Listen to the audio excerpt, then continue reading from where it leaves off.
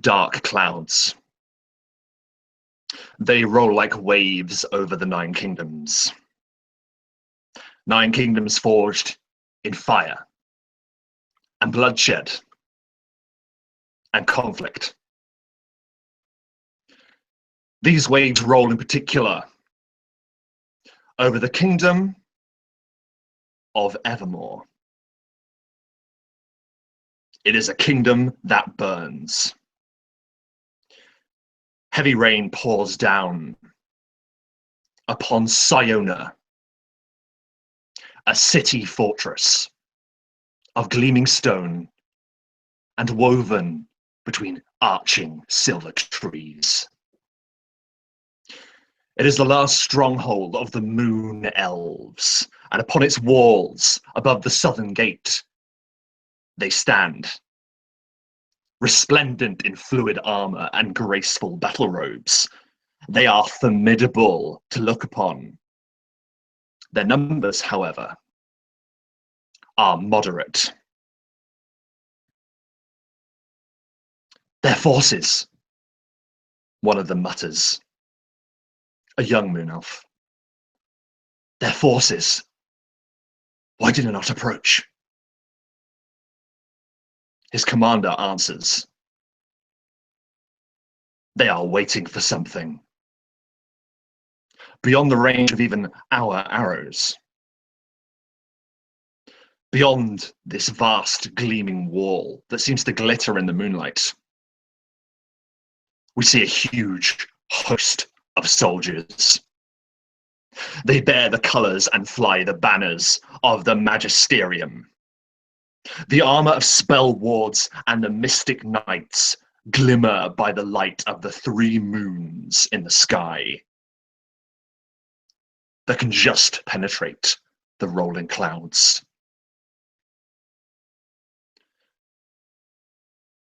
The Moon Elf commander says, send word to the Sword Saint.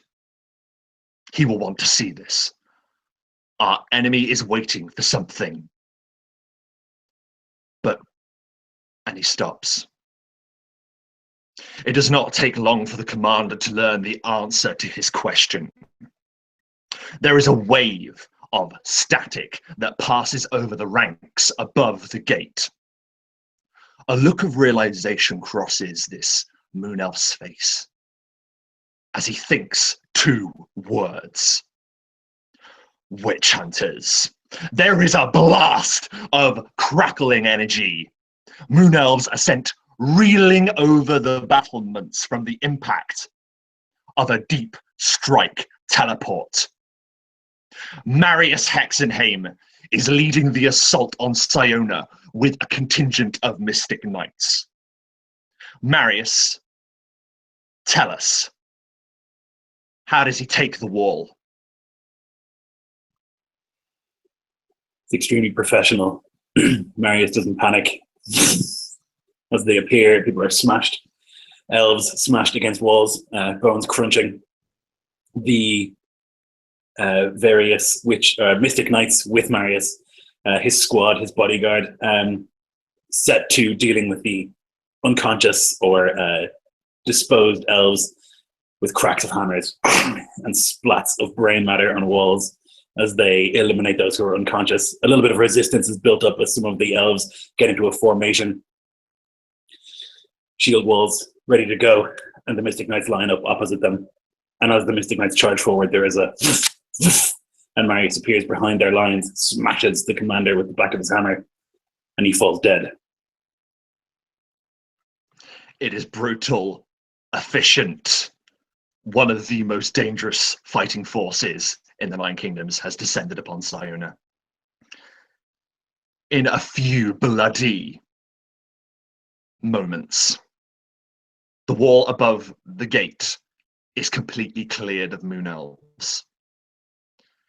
And one of the Mystic Knights, these elite warriors garbed in heavy armor and winged helmets, goes to the gatehouse and begins opening the entrance to the city.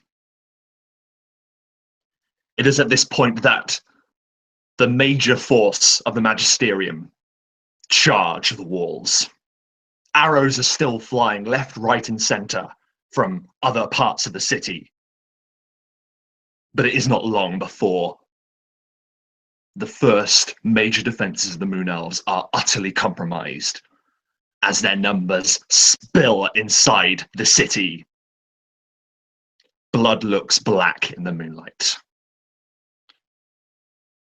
As the outer wall is taken, Marius, you see a grand and imposing figure canter through the gates on a vast black steed, its breath vapor in the night. Lord Inquisitor Toth swings from his saddle, and he spots Marius with his Mystic Knights in a brief reprieve. And he marches over, ka-chunk, ka-chunk, ka-chunk, in black full plate, a cloak billowing behind him. He has a gaunt face, but he is heavy set, with a perfectly cropped white beard, and a scarred face. And that face cracks into a smile as he rests a hand upon your shoulder, and he says, "Marius, my son, how goes the day?" Marius lowers his head in a sort of bow. "We have taken the walls, my lord, as you instructed." "And you have served me well. You have served all of us here well." And he's about to continue speaking when he has clearly spotted something over your shoulder, Marius. Alone, walking down the main city road to the gate that you have just taken, is a figure in a long robe. A glittering, curved long sword held at his side. You've heard many rumors about the last sword saint. The rumors do not do them justice. It does not do him justice. This bedecked Eladrin steps forth, and he points a blade at the Lord Inquisitor. "Face me!" He growls down the street. Toth smiles and looks to you, Marius, and he says, "Would you do the honors, or would you allow me, my son? I have yet to wet my blade." "The honor is yours, as always, my lord." "That is the correct answer, my son." Toth walks alone, the Mystic Knights parting as he approaches this Eladrin, a smile across his face. And he says, "This has been a long time coming.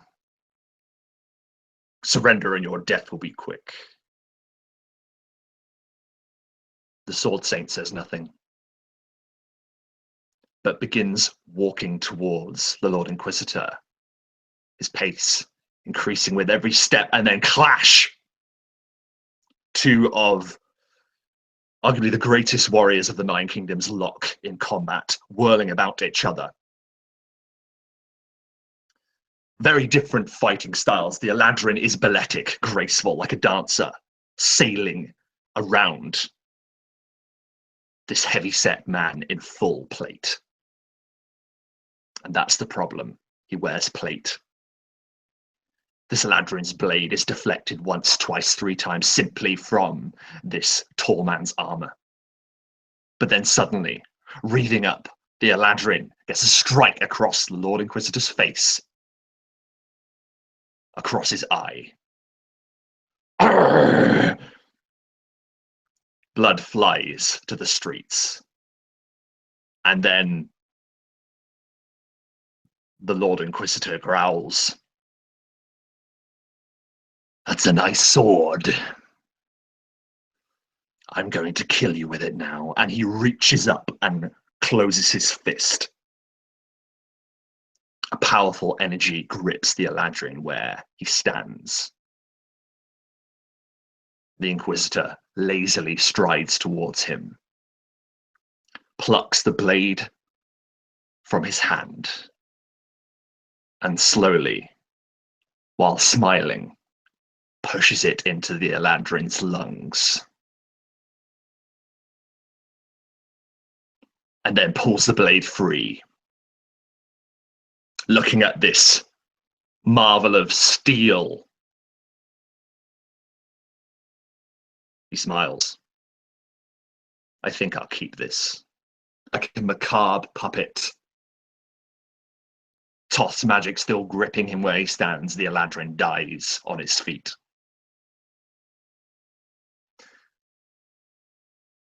And then, only as all of your forces have walked away, does his body drop to the ground. The fighting is continuing. It is thick and fast. Reinforcements pour from the city, and Marius, you are locked in combat once again, now pushing harder into the city to the main keep of Siona.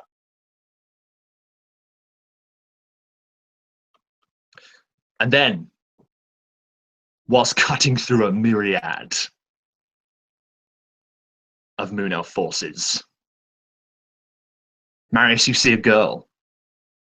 You don't know how long she's been there. And as you and your mystic knights smash into this line of elven warriors, she wanders as if in a dream. She can be no more than 10 years old. She is seemingly unaware of the horror and chaos all around her. She is covered in ash and blood, and her hair is matted. And she says, looking to the 3 moons that sail in the sky, O Fengarion, consort of the moons, you watch over us as we bathe in your light.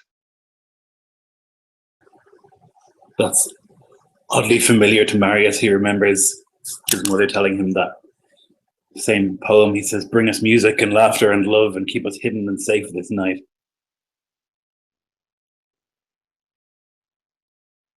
He takes a step towards her. But she doesn't run away. There are all these warriors striking towards Marius, but his mystic knights are protecting him on all sides. As he slowly just steps towards this little girl. Everything's aflame. There's bodies everywhere. There's screams everywhere. And as he gets close, she gives him this look. She says, my mother always told me not to speak to bad men. He kneels down in front of her and he says, I'm not a bad man. I'm a righteous man. Are you? This little girl says, her eyes meeting yours. Do we deserve this? She asks, honestly. Marius doesn't know what to do with that. She's looking at him really intensely, and he sees something familiar in her. She's got this black hair, wide eyes, and you can see, remembers what it is. It's his sister, Atia. You can see her there, kind of mirrored, and his resolve shakes. You can remember the way that she was so mischievous, and she would ask these difficult questions of him, where she would play at being a princess, and he would have to stand there in his armor as her knight and protector for hours, but he never really minded that much. And he thinks that he hasn't seen her in a long time. And then, robotically, he says, your people are heretics. All must serve the God King. And she looks at you almost quizzically, confused. And looking into your eyes, it's like she's seeing the answers. And this little elven girl, pale as the moon, says, gods are more than kings. Bigger, better. People are kings. Only gods are gods. And Marius smells that exactly like something that Attia would have said. And he looks at her and he says, maybe, but... Marius! A voice, clear and cold, rings out from behind you. Lord Inquisitor Toth is but 3 feet from you, and he says, you have done well. Do not falter now, my son.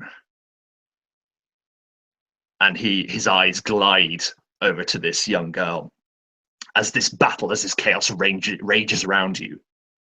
And he says, this child is guilty by her birth of being a heretic. Her people are guilty by their actions. None among them are innocent. She's a child, Lord.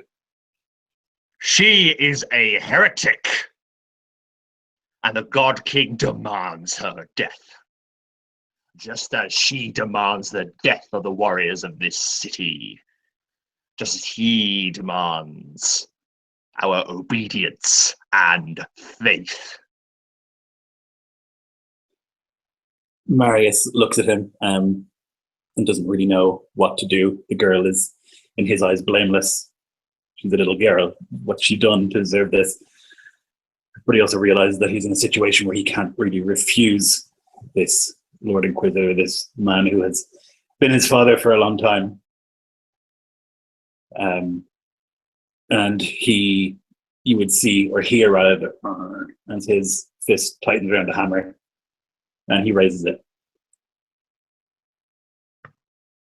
And just before the hammer falls, this elven girl looks into your eyes and says simply and truthfully, I forgive you. Previously on the Lorekeepers.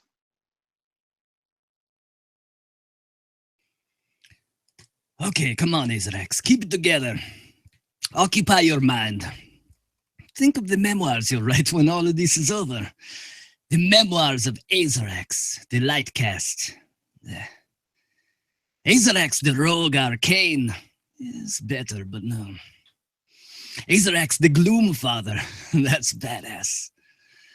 But I think we better go with the memoirs of Aerx, the Lorekeeper. Okay, how to start? Describe your companions, your fellow Lorekeepers. Yeah, that's good. Taxis, the Dragonborn, one of the last of his kind. Outcast and kindred spirit to myself. A warrior who moves and fights with the fury of an apex predator. That's pretty good. Marius, former witch hunter. Human, will of steel, hammer of justice. Stoic, stalwart, steadfast, but underneath it, there's a heart of gold. And Card, the wild card of the group to be sure, though in reality, he's the only real Lorekeeper amongst us, and a terror on the battlefield with a great sword. And he's short. I'm still not 100% sure if he's a dwarf or not, but... Okay. Get it together. Okay. Then we'll describe the grimoire, or Grim as we call him, the sentient talking book that records our travels as we bolster the ancient power, the power known as the Telling. And of course, we need to talk about Equinox, the leader of Advent, our most deadly nemesis.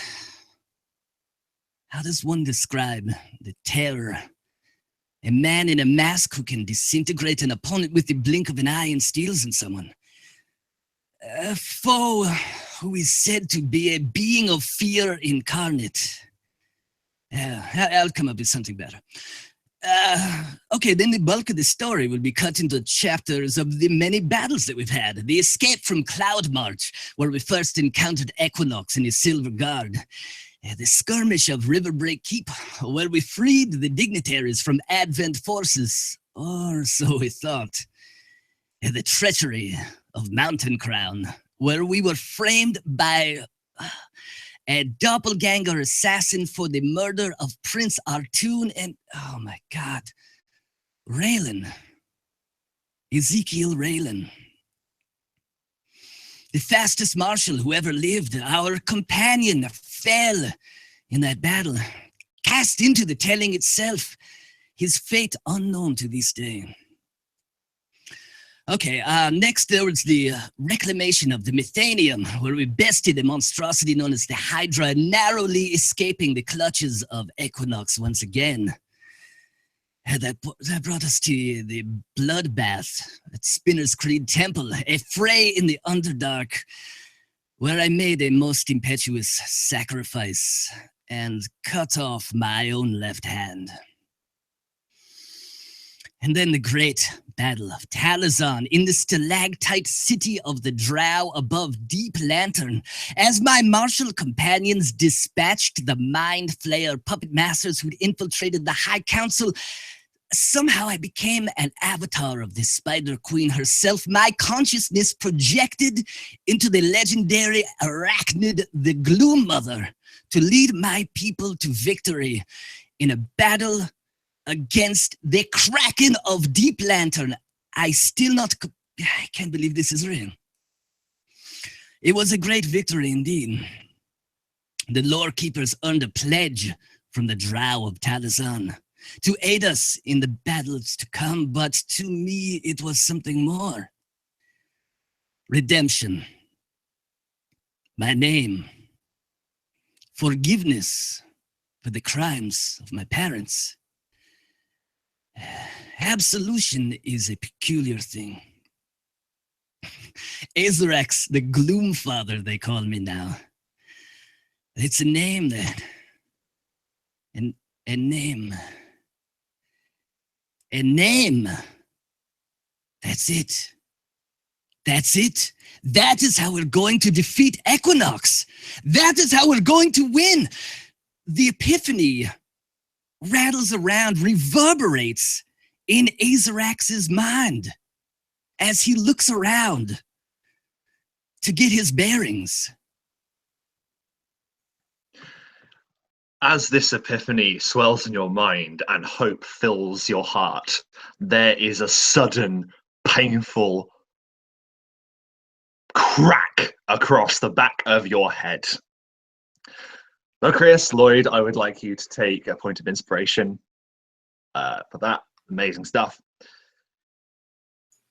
An incredibly painful smack around the back of the head as you're marching. Aerx, you almost fall to the ground, but you're unable to, held up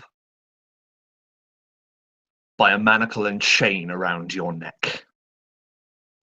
You almost choke as both Card in front of you and Marius behind you and Taxes behind him do not falter. So you are almost strangled for a moment. The four of you, chained together in a line, are being force-marched across the realm of Farwide.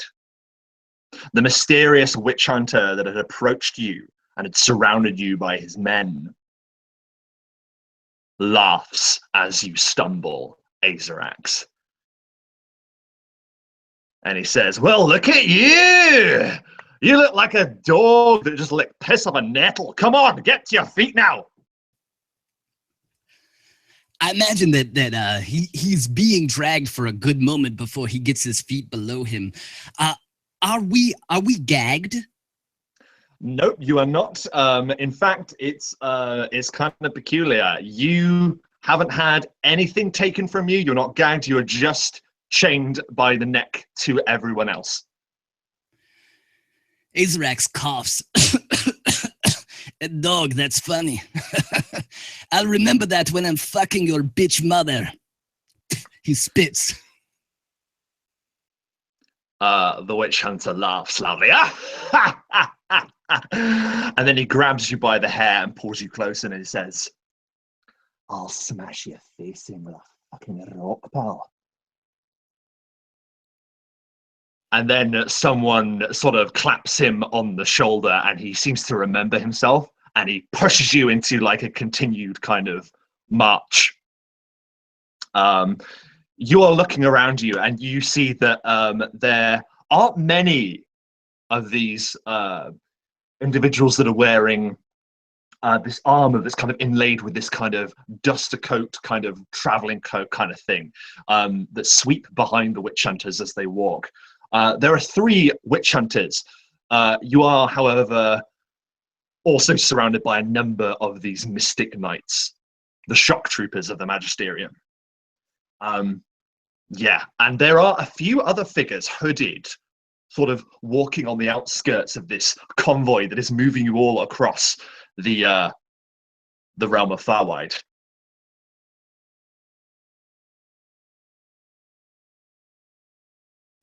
Marius. What? After that blow to the head, I can't remember. Where are they taking us? They're almost certainly taking us somewhere that they've sanctified so that they can have a trial and murder us.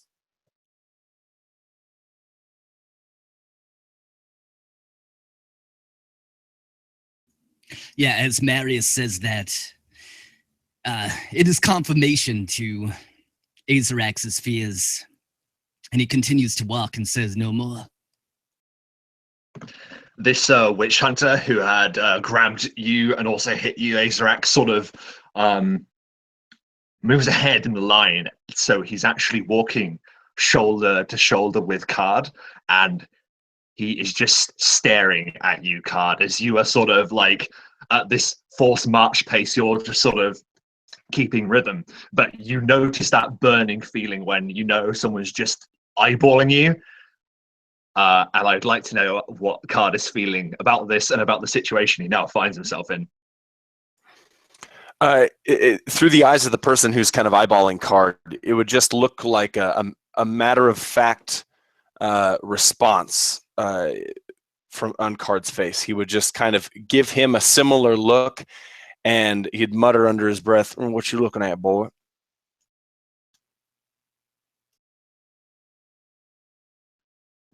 Dead man walking. That's what. You sure like to talk to people when they're all chained up, don't you? Why don't you take these chains off, have a word with me? Oh, I will, son. Oh, I will, but I have my orders. Oh, man, I'm sure you're thanking your lucky stars for your orders. I really fucking do. And he sort of slaps you about the ear, and you get that really horrible rigging feeling. Oh, yeah. You know what I'm talking about, man. It's a loud just crack, and actually, I think Card might even fall to one knee, and then he'll immediately get back up and keep walking. But he feels it and hears it on his on the side of his head. Yeah, this. Hey. Oh, sorry. Go ahead. Marius shouts, "Hey! Which one did?" He stops, and because the convoy is obviously continually moving, it isn't long before your pace then reaches him, and then he carries on walking as you both are level, and he goes, "All right, brother." I'm not your brother. Your problem's with me, not with these men. Leave them alone. Marius, I have my orders. And I'm going to see him through to the end. I'm going to enjoy it too. Are your orders to be a bully while we're chained up? Let's just say it's an added bonus. I seem to remember bits of the Lectitio Malorum. talking about the treatment of prisoners, and what you're doing here is a direct conflict with Article 19. Who's your superior? I'll make sure to bring that up. You actually see a, give me an insight check. In fact, everyone give me an insight check.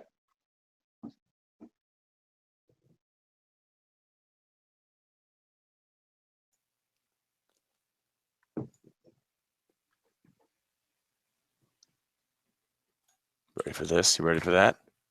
Ooh. That hit on the head is affecting my ability. Clearly it is. Okay, so Marius and Taxes. Taxes, you're sort of you're at the very back, and I will say because of the this chain and neck manacle thing wasn't built for a Dragonborn, and because no one's had to deal with Dragonborns for quite a little while, even the Witch Hunters. So this thing is particularly tight around your neck, but even with sort of the blood slightly being stopped going to your brain, you can still see that when Marius basically calls this guy out with the tomes of his order, you see a slight amount of obviously annoyance, but also a little bit of fear crosses his eyes, but like hides it to most. I think at seeing this, Taxis has been quiet this whole time. He's used to being either used to running or used to being quiet for the most part with most people. But he sees this and he can't help but just start to growl under his breath.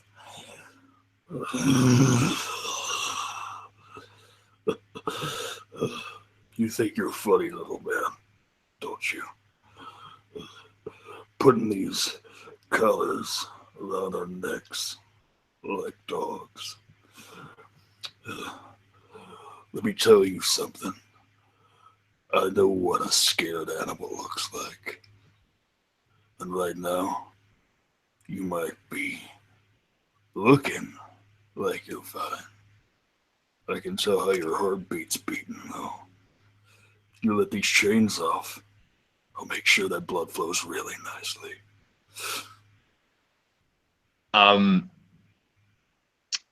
The witch hunter sort of turns to the back of the convoy at you now, Taxes, and he says, "Oh, I'm sorry. Oh, I'm sorry. Did you think I was treating you like a dog? Like a dog? Oh no.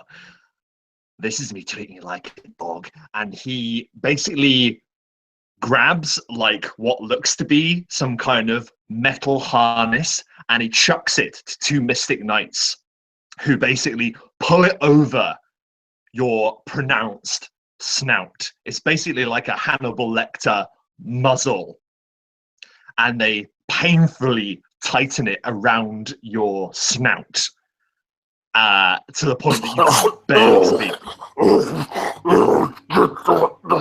I will rip your face off.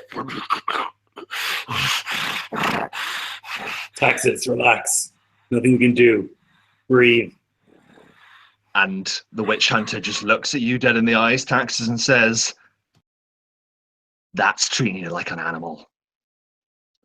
And he basically starts walking past all of you now to head to the front of the convoy. And he says, "We'll be there soon, and then we can begin." Oh, and then he stops and he looks and he says, "Oh, and Marius. Naider, he's been waiting for you to show up. He'll be the one that is awaiting you." And with a knowing grin, knowing what this means, he walks to the front of the line, away from you. Marius tries not to react. Actually, I think Card would react more than Marius, as he would just look to Marius as if, he knows something that Card doesn't. Yeah, I think Marius is trying to like look like it's not a big deal, but he probably has this look in his face like, that is not the Inquisitor I would have hoped for. It really isn't. Aerx, Locrius, I would like you to give me a Knowledge Arcana check, please. Fantastic.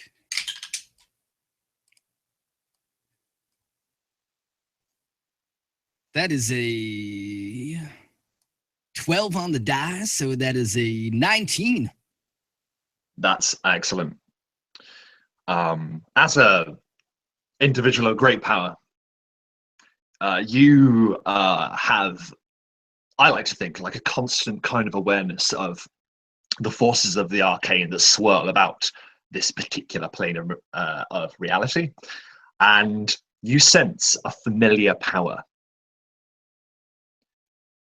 like something's returning to you, like something is following you a good distance away currently.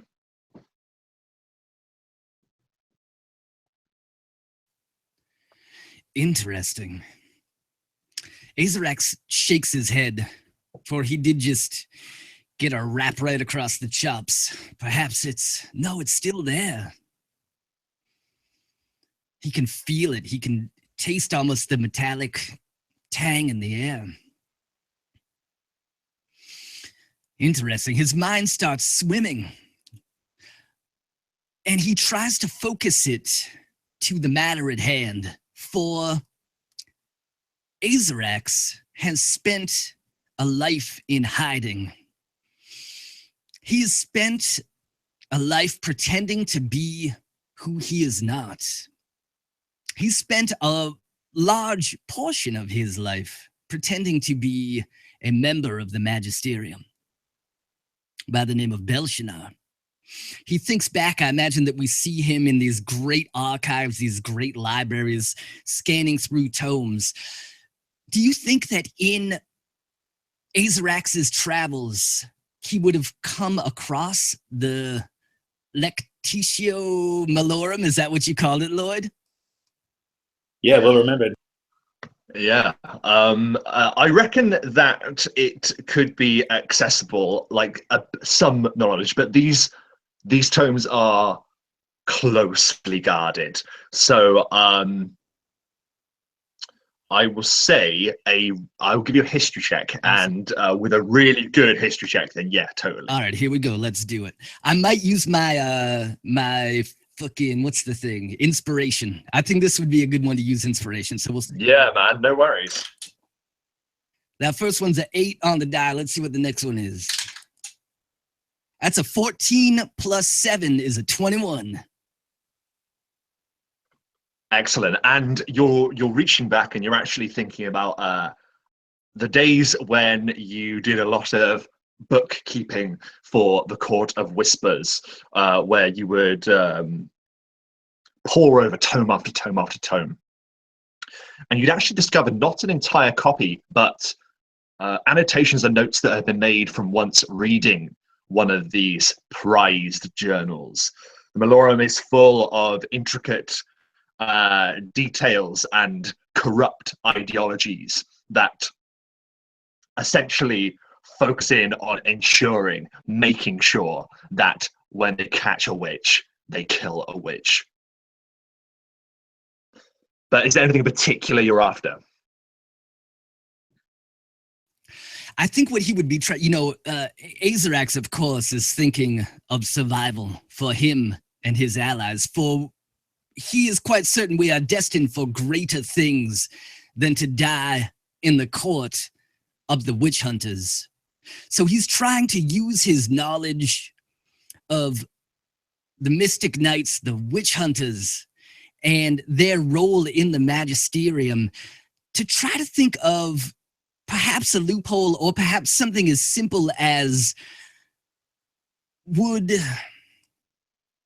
he's thinking about what the trial process actually will be, and is there any way that he could interject so that we could have a fair trial. That's what he's trying to do, rather than just get us railroaded and get our fucking heads cut off.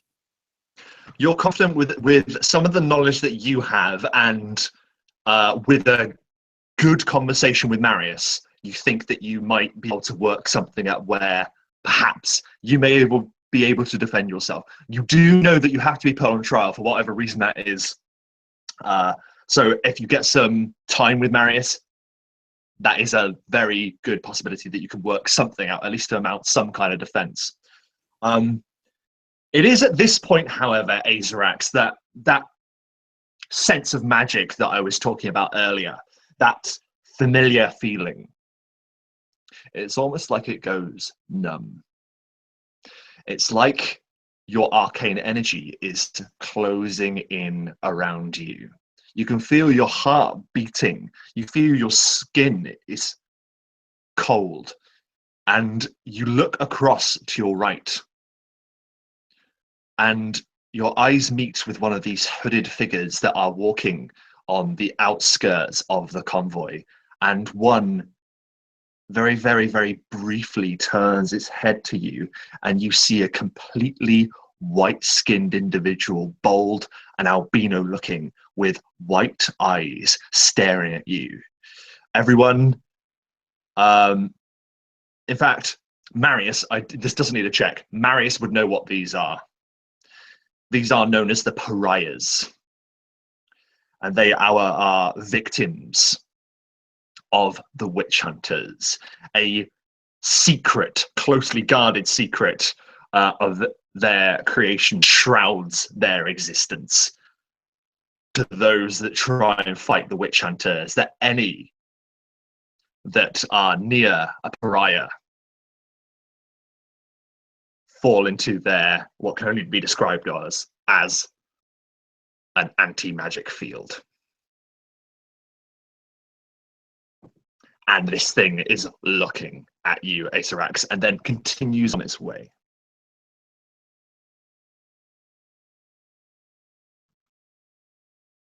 Fear. Fear. Ice that crawls up his spine like a spider.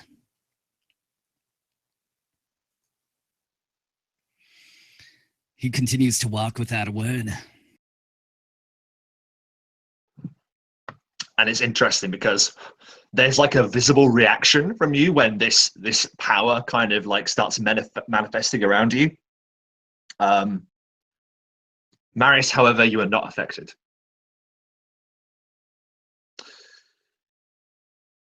It isn't long. Actually, no, that's a lie. It has been a long time. You were captured at night, and you've been walking from that point for the rest of the day. It is now coming up to mid-afternoon, a continual march across the realm of Far Wide. You're going in a direction you've never been before. However, you do see far, far, far, far to the east the stone sea that rises from the ground like waves of rock. And to the very south, you see that familiar mountain with a glowing black ball of energy revolving around it. And then soon you are passing through a rocky valley. And it then opens up to a great hillock of rock. And perched upon it is a peculiar looking building. This building's architecture reminds at least three of you. Card, I don't know whether you've been to Freedom Salvation or not, but there is a building known as the Midnight Archive, the building where you met the infamous spy master of a Court of Whispers, and you remember that strange architecture built from moonstone. This is essentially a small keep built from the same material that evokes that kind of architecture. It is slightly macabre looking. It's sort of got this bluish black quality to its brick, and it juts into the sky. It is a modest keep, but it looks formidable. And you can see bits and pieces of scaffolding hanging around it. Have been there for a long time and kind of started to rot away. This thing looks like a dead castle, essentially. And I would like Carr to tell me what's running through his mind as he's seeing this macabre structure. Card's wandered around Far Wide quite a lot. Do you reckon he's seen this place before? Card is looking at the massive structure, and maybe perhaps in his mind he looks baffled, but if you're close enough to hear him mumbling, you'd hear him be mumbling the same procedure over and over again. Feint, weapon, trip, feint, take the weapon, trip, feint, as he's staring at this, as you said, very macabre structure. But he's looking around at the weapons that the people are armed with around him. What do we see? Like, what are we up against, kind of equipment wise? So you're seeing that the witch hunters and the mystic knights wear some kind of heavy armor or other. The three witch hunters that accompany you all appear to be carrying hammers that are slightly reminiscent of Marius's, but each has their own individual one, where they have their own scripture and things mounted into it. You notice that the one that was giving you grief, the one with the Highland accent, appears to not have a hammer at all, but has an array of knives all across his belt. And you see that each witch hunter appears to be carrying a strange crossbow-like contraption upon their belt as well, that appears to have rope sort of wound around it upon a winch. Okay, so it doesn't look good. Everyone looks pretty decked out. Pretty decked out, man. How are our weapons being transported? I'm not sure if you said that. So, yeah, none of your stuff has actually been taken from you, oddly. Okay, cool. But so they trust that the chains will be enough. That was their first mistake. And as you're sort of thinking this, one of the witch hunters, that was giving you grief before, looks across at you. I'd like you to make a wisdom saving throw, please, Card.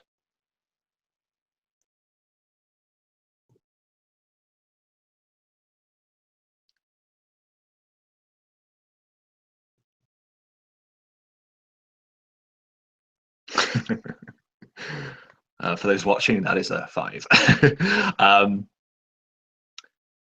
He looks over and he smiles at you, and there's still that faint ringing from where he clapped you in the ear before, and he goes,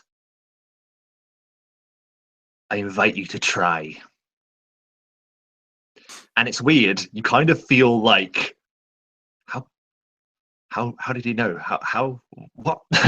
Oh yeah, you'd see Card's eyebrows just furl for a second before he tries to catch himself. He's even worse than Marius at hiding his emotions. He like immediately sees what the hell, and then tries to revert back to normal, but it's still on his face. And for your trouble, you get another clap around the ear, the same ear,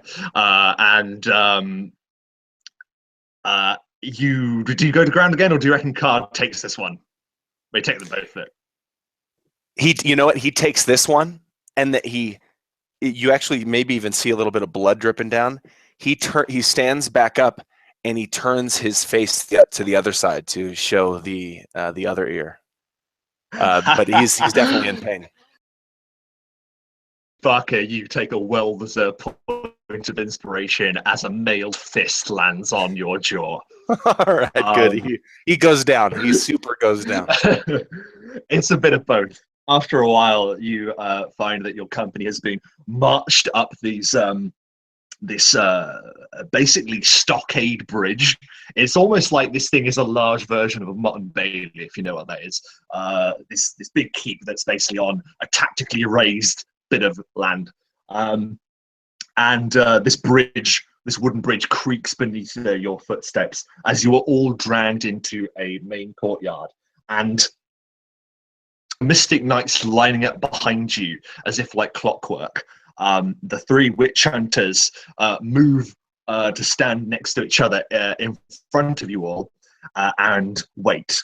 You see that this is castle is kind of alive with activity. You see a number of spell wards, the very foot soldiers of the Magisterium going about different orders and duties and chores. You can see this place is being made into a viable outpost and is sort of halfway through sort of being refortified, as it were. You can see in particular a large wooden gangway that kind of juts from part of the upper floors above a wrecked ruin. Part of this keep is just completely collapsed away, and there's just a big hole in the ground. So they've just erected this wooden kind of gangway over it for now. And you were waiting there for a little while until, Marius, you see a familiar figure sweeping from the from one of the doorways of this from into the main courtyard.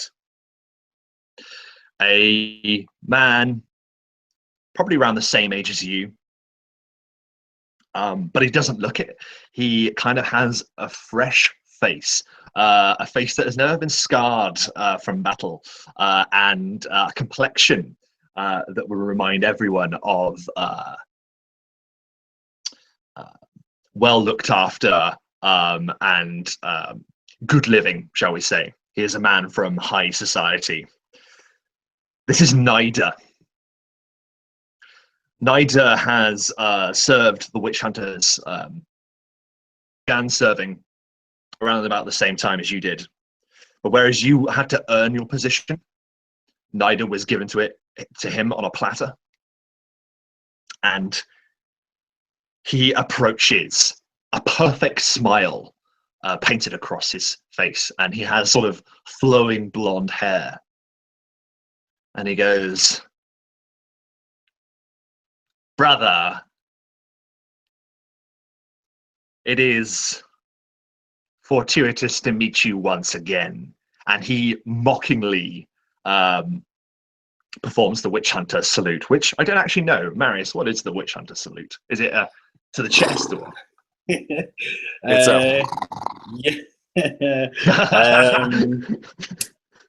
yeah, I guess it's something military. Let's go with the. Yeah, definitely. Is he an inquisitor now? Is that what I'm getting? No, you don't get that at all. He does not wear the inquisitor garb. It's almost like he is exactly where you left him, put it that way. Right. Okay. And this might be something that he isn't happy about, but you don't know. He's always been a malcontent, and he's very used to things being given to him. And he says, "Marius, you were my brother, and you throw all of this away for the company of an apostate?" He looks to Acer accent. A mutant? He looks at taxes, and he looks at Card and a homeless person. And he kind of has a shit-eating grin across his face as he says that. Brother. And he knows. Oh, sorry, go ahead.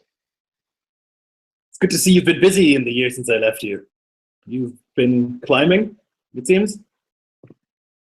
And he's got this shit-eating grin on his face. He, you can see like that smile just twitch, just in the corner of his mouth. He says, "Marius, things have changed since you've been away." So it seems that you don't go into battle anymore, it looks like. I command from a place of strength, Hexenhame. Back. Something that you cut him off again, and he sort of just looks down and he says, "Listen to me well, Hexenhame.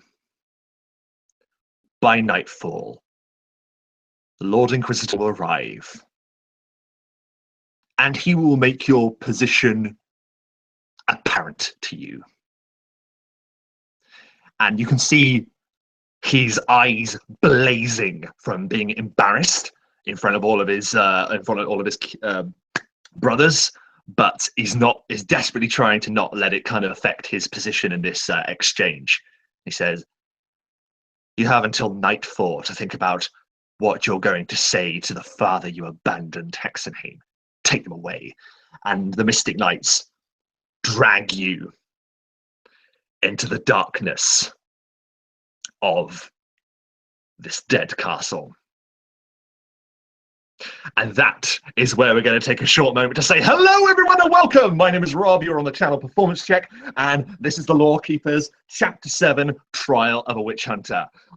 This is great to be back. I'm really enjoying myself so far, so I'm going to start off with some brief introductions. Get away.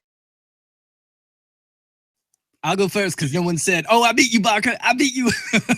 My name is Lorekeepers. It's good to be back with you guys in the Lorekeepers. I absolutely love playing in this game. It's super, super duper fun. My name is Lorekeepers. I've already said that, but I'll probably say it again before I stop talking. I would like to plug, if you guys know Michael Barker, you know that he is a visionary mastermind over at Absolute Tabletop. And they are having a convention called @Con over on the West Coast. I live on the East Coast, and I'm so poor I can't pay attention, so I'm not making it out to the West Coast. But me and a couple of my poser friends are having a fake @Con. No, we're not posers. We're just having it for fun. But if you're on the East Coast and you want to play some games, it's July 8th. There's a group on Facebook, so hook us up and we'll get together. We'll play some games in person. Be awesome. Okay, I'll pass it on to Barker now. I like how you started that whole process by complimenting me for some reason, like as if that'll make it easier.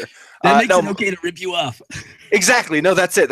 Actually, I'm really excited for us to be able to like stream each other, Locrius, like from East Coast to West Coast. So cool, man. Dude, yeah, absolutely. We're gonna have a live @Con camera feed where you can watch for 5 seconds before you realize it's more boring than you could possibly imagine.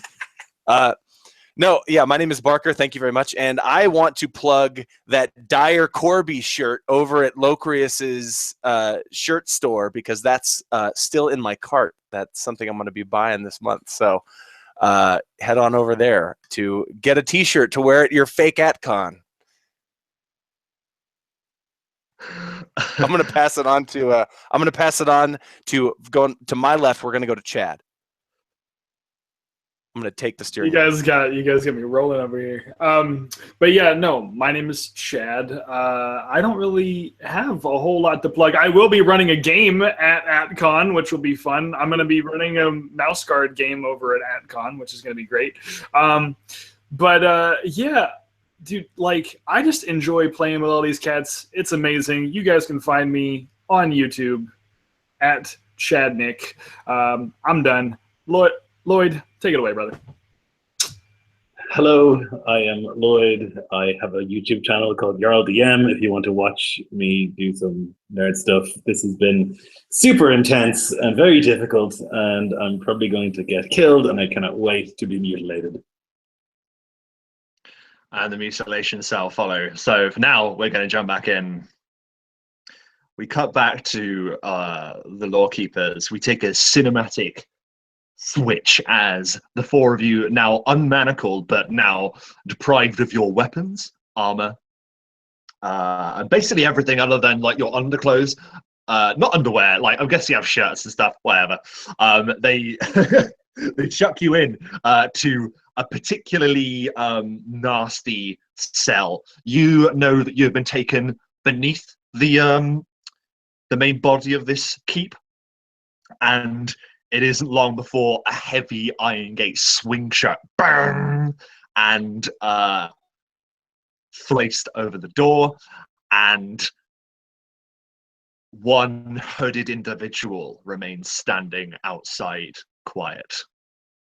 There is a cell next to you as well that is basically walled off, newly walled off by what looks like new bricks. This is kind of like a new kind of renovation they've done in this jail, I guess. But you can see that there are bars and gaps in the wall where it's not quite finished.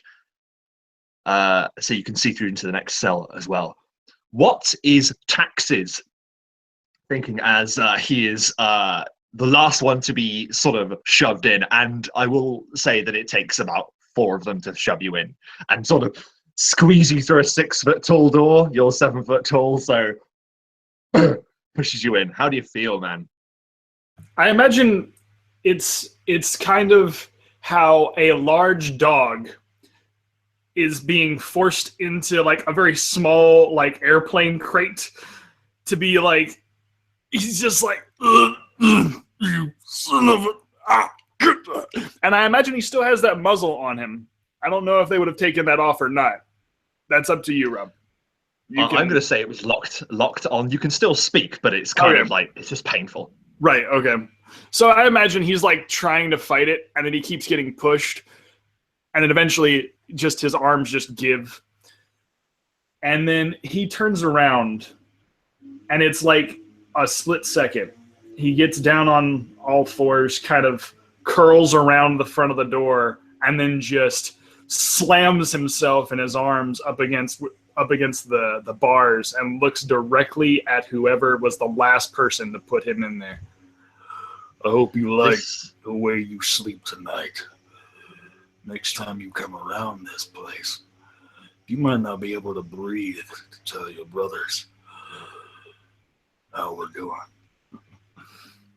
The only one that is there currently is one of those completely bald albino humanoids that is just staring at you with white eyes that just don't blink.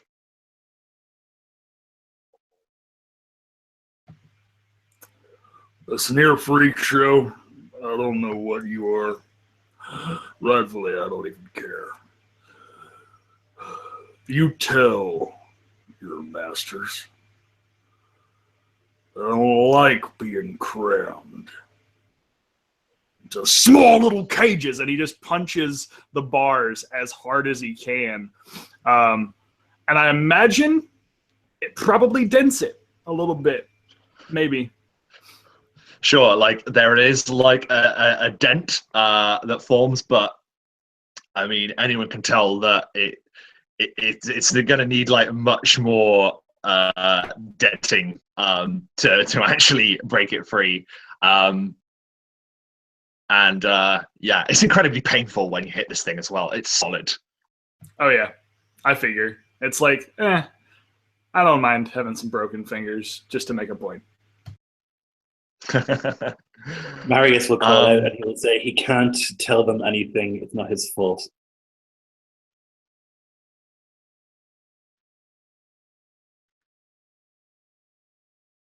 And you'd be met with a gaze from Card. Card won't say anything, but he'll look at you as if to say, like, go on. You know, you clearly have more to say.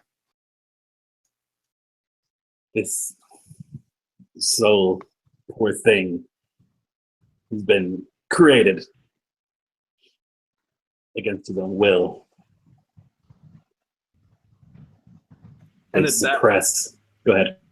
At that, I think Taxus like looks at you, Marius, and then sighs, because it's like he understands the idea of a creature who has no will of his own, or you know, like something where he has no. When you tell him that he has no free will and he has no ability to like make his own decisions, that resonates with Taxus in a way where he's like, all right then.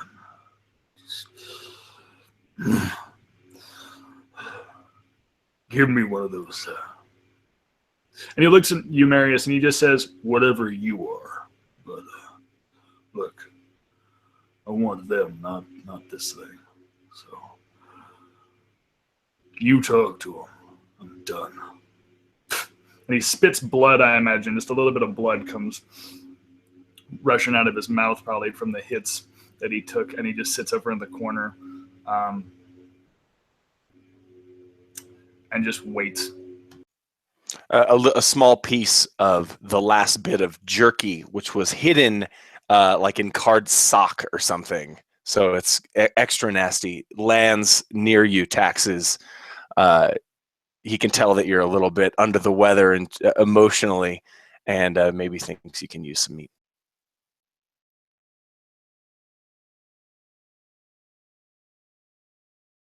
And as disgusting as this is,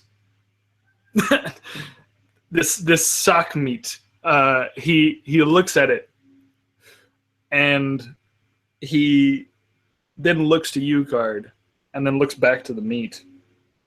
And you just see like 2 claws stab at it and then shove the jerky into his mouth, and he just chews on it like a tobacco wad just in the side of his mouth. Just it's rough. Yeah, there's some pant lint in there at like somewhere. You hear him have like this almost cat-like hacking sound. Yeah. That could have been a whole lot better. That's funny. I didn't take you to being choosy.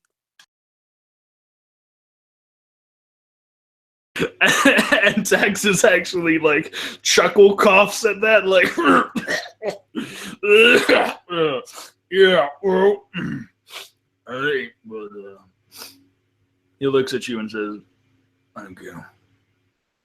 I needed that." I would like all of you to make a perception check.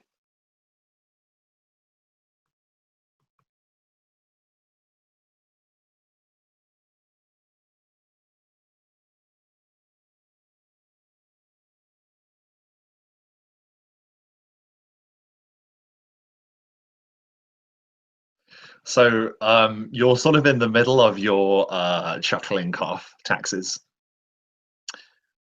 when your instincts just sharpen for a second as you see something moving above you at the very, very top of the cell that you're in. You can see where the ceiling meets the wall that there is a grilled kind of window with 4 bars across it. Yet you see something dart through the window like lightning. This small creature just explodes down out of the window and flies directly at Aerx. It hits Aerx, and you basically stumble and hit the wall and almost collapse to the ground with the impact. I imagine like when you are sitting on a couch and all of a sudden you realize that there's a big ass bug on you. He's scrambling back and forth, trying to brush this thing off. What the hell is it? And as you're rolling across, the 3 of you watching Aerx roll over and over, like in shock. Marius, you think the worst instantly. You think, spider! And you're maybe even across the other side of the cell before you can he like leaps up and like pushes himself against the bars as far away from it as possible. However, as Aerx stops moving around, as this creature starts to settle down, you see an unnerving and macabre sight. This is arguably much worse than a spider, as you can see that resting upon Aerx's chest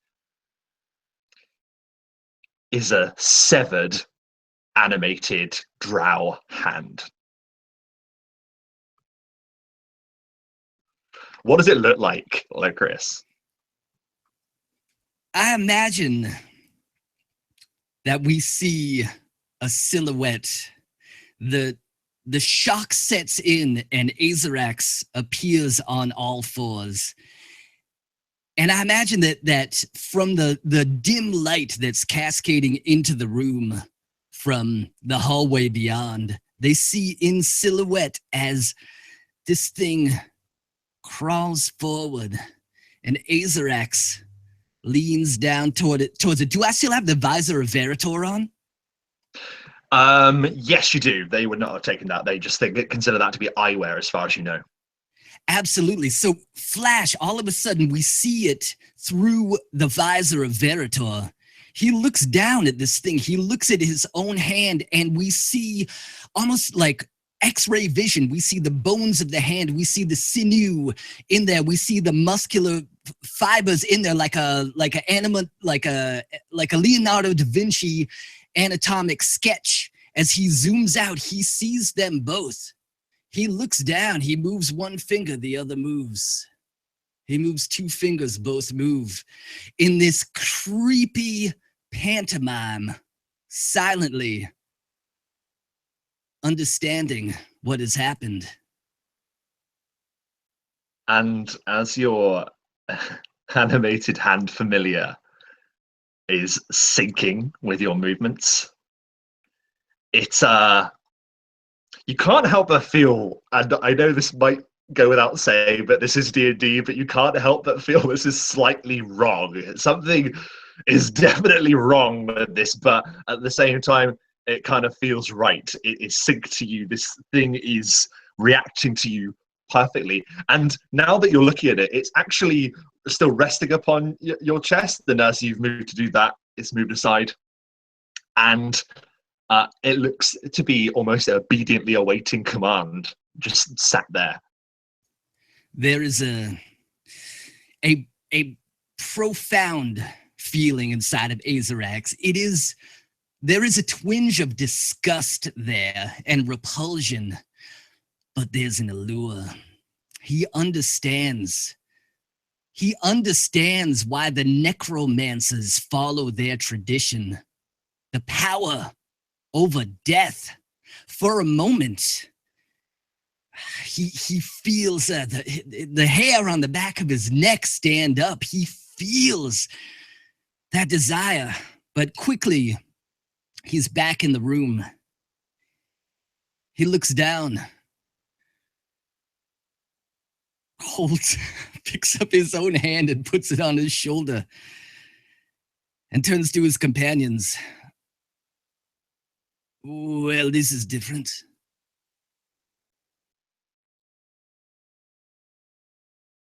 How?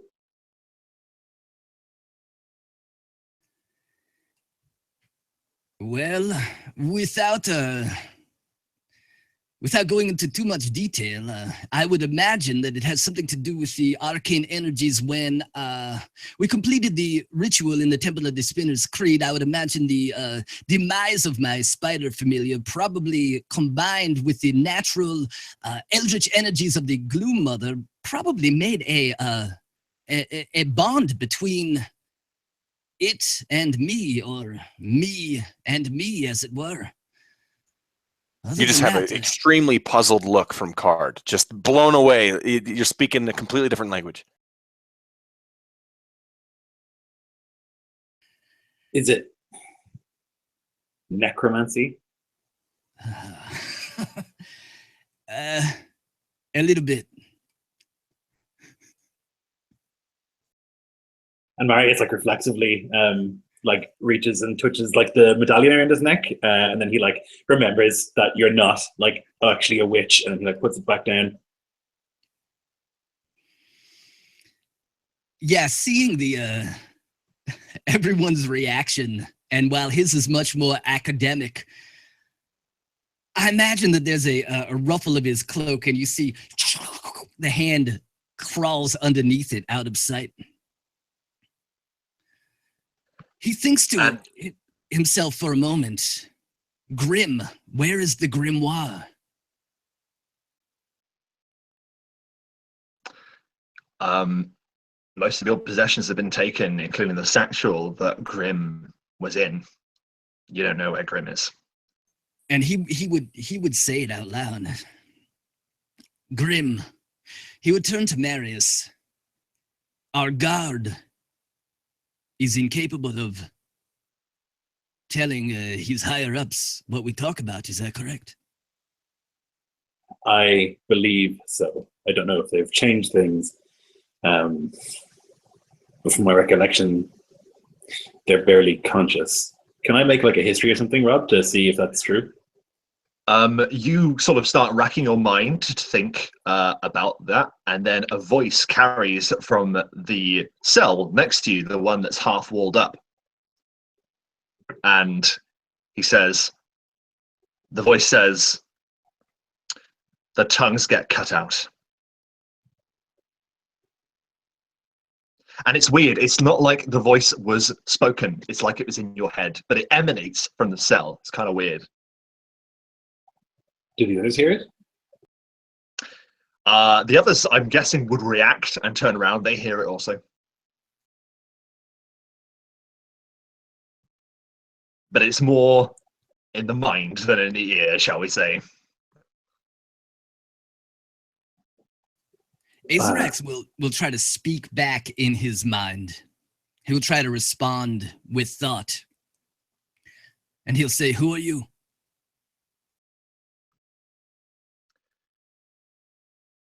Someone of little consequence. I am having to concentrate incredibly hard to ensure you can hear me. And you can hear strain in his voice as if he is attempting to force some kind of arcane power to you amidst this highly resistant atmosphere that the pariah is creating in the cell outside. Aerx's pinky loops around a small copper wire as he attempts to cast the message spell to see if he can overcome and perhaps bolster this conversation so that we may continue the parley. Absolutely. If you could make a spellcasting knowledge arcana at disadvantage, please, Locris, to see if you can. Essentially, when operating your magical powers in these fields for any kind of thing, you're basically at disadvantage. It's basically ups the resistance in the atmosphere to magic. Yeah, with disadvantage, that's a natural 1. So he continues as if just trying to get the message through. Says, I am Virion, afraid to say that your time on this world is coming to an end. And you can just sort of squint, like from where you're standing, you can squint through the gaps in the wall and the sort of fragments of metal that have made this wall. You can see sort of like a really ragged figure who sat with his back on against the far side wall, sort of like with his knees up on the floor, like just hunched over. You can see straggled grey hair covering this person's face. I am Virion.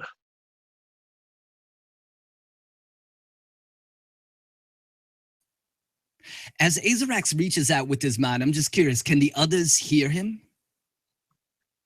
Yeah, it seems like all 4 of you are privy to a really, really forced message spell. Like he's trying with everything he's got to get this message to you, all 4 of you. So you can hear it. And you can respond by thinking. It's kind of like he's doing the legwork right now. So although you did fail Aerx, you are able to send back a sentence. You're allowed a sentence each way, basically.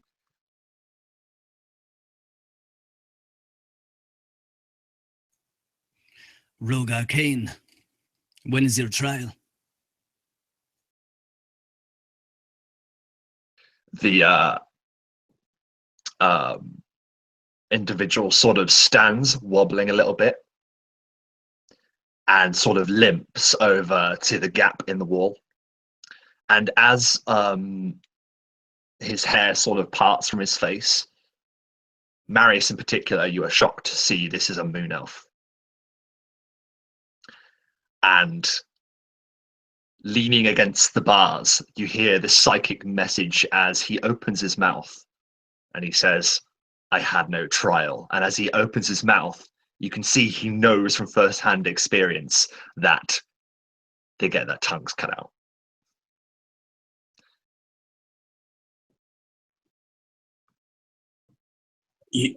Your people are gone. Some of us linger. The message continues. Far Wide was the only safe place, and now even that is under threat.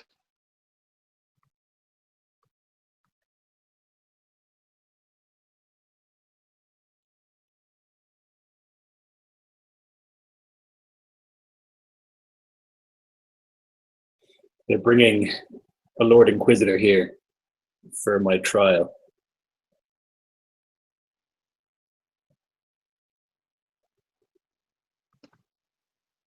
And you were one of them? I was.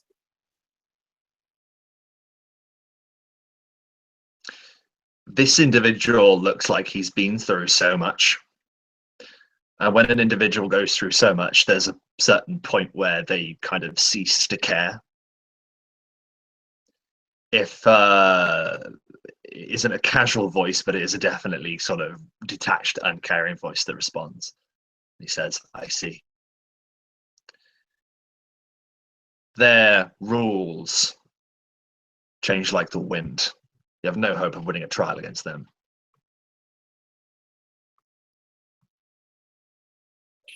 I knew the rules. I know them. Although maybe they have changed.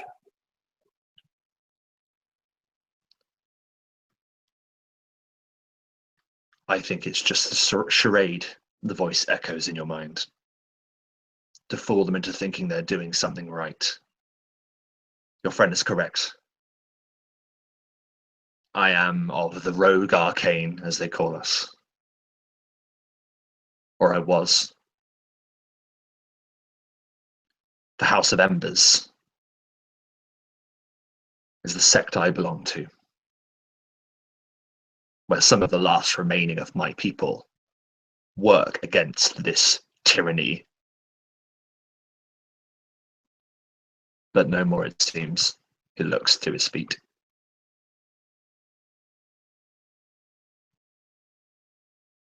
We would see it destroyed also.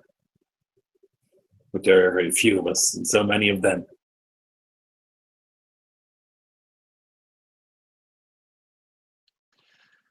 This is about all I can manage. I've been here for a very long time. I've been told I am being kept here as an example. But I do not know if they think I am capable of this form of communication. It seems while they, and he looks to the pariah, while they are able to block or magical energies, they aren't able to sense them.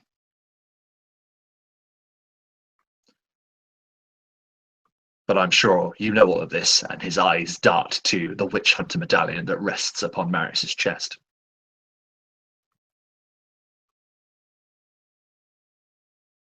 Yeah, Marius feels deeply uncomfortable talking to this elf. After what's happened in his past, he feels rightfully responsible. And I think he just kind of shrinks after he looks at the medallion. Card would, in getting Marius's attention, he understands. It would just kind of give you an eye and kind of eye the door, or the gate rather, as if to say, you know, if we can't get out alive fair and square, we should get out of here by cheating, and maybe find a way to escape. He says all of that in 0 words. Yeah, those looks. I'm wondering, since we're all sort of having a like a psychic conversation, do you think any words would sneak in, Card? I don't know. No, maybe not. No problem. What do you mean? Hold on, I'm not sure I understand. Well, like we're all sort of so vary on some sort of magic that's allowing us to speak telepathically. So I was wondering, like, if you're talking telepathically and you think an idea, does that idea? It was just an idea to see if, like, voice would sneak into the conversation. Oh, totally. You know what would probably happen is Card would probably say the whole thing aloud, and you'd hear this chorus effect because you'd also hear it inside your head because he's not realizing what's happening fully. That's what would happen. That's beautiful. Aerx will think, if we need to escape, we can get out on the roof. Remember? This is not the first time we've been in this place. We know. Remember the bartender? We ended up going through the front door, but he said there was a way in on the roof. That means there's a way out. Card looks puzzled for a second as he kind of puts his hand to his ear, but he doesn't remember. He doesn't recall. he nods and looks to the hand and says, "Whatever you say, maybe that thing will be useful." I should explain, although this architecture is reminiscent of the Midnight Archive, it isn't the Midnight Archive. You're not in Freedom Salvation. I know, I probably explained it confusingly. This building is reminiscent of the architecture of the Midnight Archive. There could be, that this was built by the Primogens, which was a collection of different races that existed, that sort of built the first foundation kingdoms of the Nine Kingdoms, or kingdom, singular. And that there are many secrets in these kinds of buildings. So perhaps there are ways that maybe even the witch hunters haven't discovered yet. So I think Aerx would mention that. I apologize. I got that mixed up. And then he would sort of think aloud so that everyone could hear that there must be some way out of here. Marius mentioned the Lectitio Malorum, the Book of Law. There has to be something in there. Varion, the House of Embers. Did the House of Embers have something to do with the ending the endless night? There was a great conclave of wizards. Were any of your number there? Because if they were, perhaps we could go over the head of the witch hunters and get a fair trial. Regrettably not. We were not ever involved with that. We fight back against the Magisterium. It was what brought about the beginning of the Magisterium, the endless night, that is.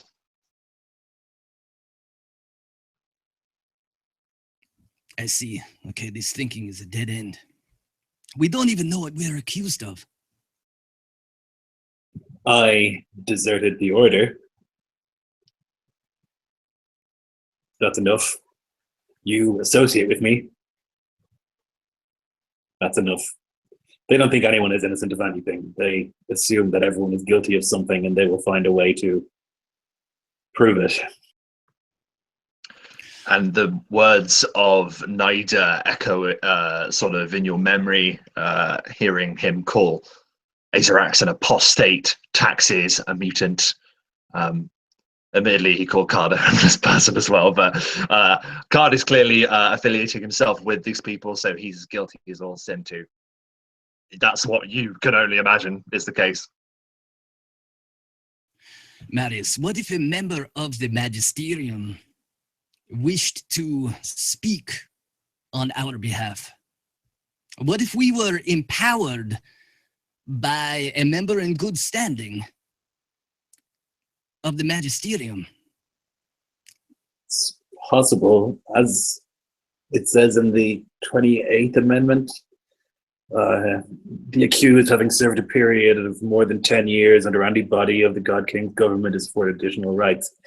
And within there's a lot of stuff, but, well, they can't torture us above the third level.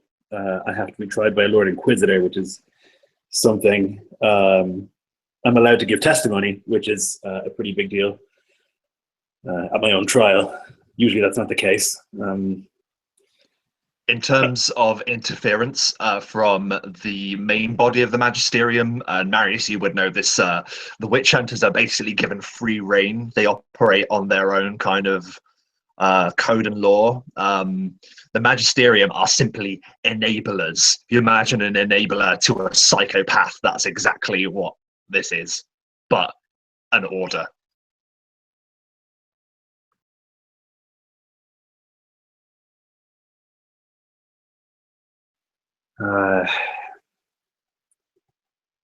I don't think that there's anything that could override the power of the Lord Inquisitor. His word is law. And they also, even if that was the case, they don't have to. Even if there was an official who was more powerful, the Lord Inquisitor doesn't have to listen to any of that. So let's get out of here. And Card will stand up and go to the bars and just kind of start examining the locks cluelessly, pretty cluelessly. It's at this time that you see that, like, Taxis has gotten up off the wall, and he is pretty much pacing around the group. He's been listening, but he is not the most well-read. He is not the most eloquent person. Most of the speech and tones that you may have heard in the conversation are growls of anger, frustration, aggression, you know, where he just feels like he's trapped in this cage. And so you see, as you go up to the bars card, you just see him taking his head, the flat part of his head and his snout, and just smashing it gently, but with force, with enough force, up against these bars, trying to see how much he can get them to bend without hurting himself severely. So once again, you doing this, and this thing is made well. I don't know if Taxis has ever seen the inside of a prison before, but it feels immovable when you're butting your head against this thing, and with each sort of strike you lose a little more heart each time. He sort of growls and just guard. He looks at his hands and he thinks, maybe I could try and get a claw in the lock, but my fingers are too big and stubby to kind of finagle that. And he looks to Card. I'll give myself a headache before the night's over. You think you can do anything with that lock? You're asking Card, and he shakes his head no almost immediately, but he's staring at Aerx's hand, disembodied hand there, and he slowly steps towards Aerx and kneels down next to him and says, "Hey, do you think, you know?" And he looks and kind of glances over at the guard outside, and then down at the hand. I think you could, I don't know, strangle him or something. You want me to strangle him with a hand? I don't know. But then how do we get out? There's a dead guard out in front of our cell. Hey, there are also hundreds of soldiers. Maybe he has the key. Card looks clueless, like he's digging for anything, digging for windows here. But Card, then what? What if we get out of the cell? What do we do then? There's guards and inquisitors. Then what? We die on our feet, he screams, and it reverberates through the prison, and this kind of small, this reverberation slowly fades away into silence. You're right. And sorry, go ahead. Taxes. Can you break me off one of your teeth? Wait, hold on. He gives you a look like you didn't just ask me to do that. Just one. One of my teeth? You have so many, just one. Son of a bitch.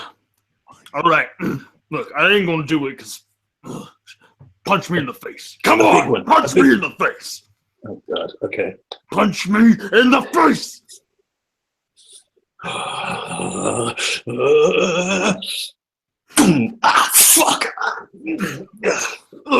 Hey, that might be the muzzle. Oh, shit. Oh my God. And he pulls one of the canines from the back part of his jaw. Oh, God. There! You happy? Marius, please roll some damage, unarmed damage, please. It's just 1 plus my strength, so it'll be 5. That's right, yeah. Excellent. There you go. Oh, Jesus, 5 points of damage as you get. Well, I suppose you could. No, 5 points of damage. There you go. That's what it takes. I take this dragon tooth, which is, pretty decently sized, and I put it between like these 2 fingers, and I make a fist. And then I close my eyes and I begin chanting, and I cast Misty Step in an attempt to teleport out from the bars, and on top of that, poor pariah. Absolutely. Well, Missy Step, you just declare it and you teleport, don't you? Yes. Marius, you step through the bars easily, and you appear before the pariah. It is then that you notice that on each side of the corridors, standing between each door, are two mystic knights. I've made a mistake. Who've just been standing out of, your line of sight, and they just look at you. And then shing, they both draw large broadswords, and one of them says, "Surrender or die." Gosh, Marius, why would you do something like this? Why we could have just gone to trial. Yeah, bro. Like, you could have just been patient. We could have talked it out. You know, I can't resist that we die on our feet talk. I can't resist it. I know. You got that bloodlust going, and we all of a sudden started just fighting each other, man. Are there keys on this pariah? Can I see the keys? So you're sort of you basically stepped forward and basically grabbed this figure sort of by the scruff of the robes here, and there aren't any keys on it. It's just standing there, basically blocking arcane abilities. And yeah, you can't see any keys. And they're just staring at you and sort of slowly moving in either side of you, waiting for your response. Oh, God.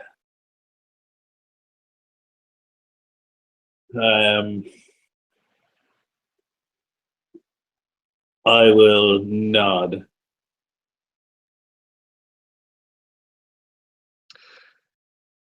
One of them takes a step back and shouts, "We're going to need extra reinforcement." You can hear hurried steps as 3 more enter the room. And they're actually carrying what looks to be a heavy manacle chain, a bit like the one that you had on when you were brought in the first place. However, you notice that lining the inside are a number of nasty, rusted-looking spikes. And they sort of surround you as much as they can in the corridor. And one of them says, "Lie on your front." Brother, I am not wearing that thing. I'll return to myself peacefully, but I'm not wearing that. I have rights, and he begins to dictate, and he says, "From the Laetitia Moralum." Bam! I mean, are you going to let him punch you, or are you going to try and evade? Because that all depends on where this is going. Yeah, I'll let him, and then I'll say, "All right. That is allowed. Any further, like this device here, goes above the tertiary level of torture, which is prohibited, as I have had more than 10 years of service in the Magisterium. If you want to put that on me, that's fine, but it will make this trial a sham. The Lord Inquisitor will know the law, and he will stick to it." And the Mystic Knight that punched you sort of kind of grabs your front and pushes you against the bars, but then he looks at you, and you can see the Mystic Knights have these pretty wicked cool helmets. They basically have like a blank front, and there's something that basically allows the wearer to see through the metal somehow. But you can hear his voice sort of change, and he says, "I was with you at Siona, and for that you have my respect. That is the only reason why I haven't put a blade in your stomach already. If you try that again, I'll kill one of your friends." Understood. And he basically motions. All of them basically get ready by the gate to make sure that you guys don't rush as they open it.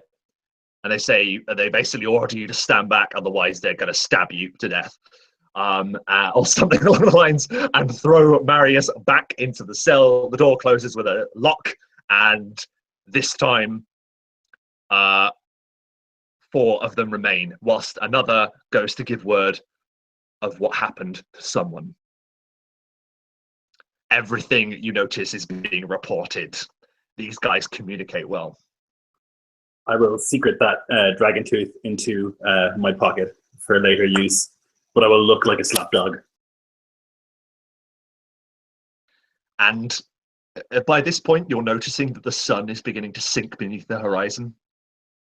With your conversation with the hand showing up, you've been in there a while. So what I'm going to say now is there anything else that you would have liked to discuss whilst the sun is up? Because remember, you were told by nightfall, the Lord Inquisitor will be here. So it's up to you guys. One more thing. I would look at Aerx and I would beckon him close. I want to whisper this because I don't want anyone to hear it. Aerx would lean in. My medallion. I was able to cast a spell without any issue.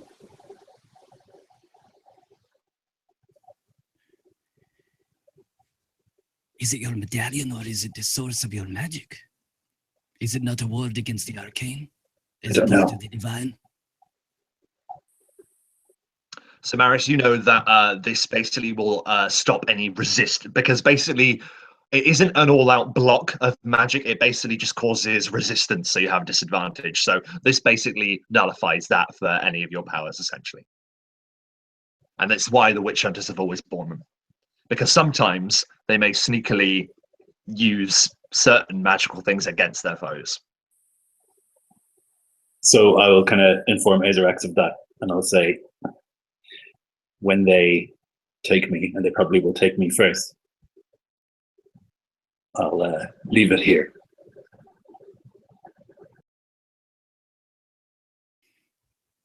Do you have to be wearing it? I will. Can I borrow it for 1 minute? Yes. Rob, about how long do we have before the sun sets? About 5 seconds. No, I'm kidding. You're about half an hour. Gotcha. Aerx will put on the symbol of the the Lorekeepers of the witch hunters. He tries to put it on. He's only got one hand, so his other hand crawls up and fastens it around the back of his neck. Okay, we have no time. I'm going to try to stack the deck. If there's anything that you need, weapons I know, anything else, the grimoire, I'm going to get out of here. I'm going to return.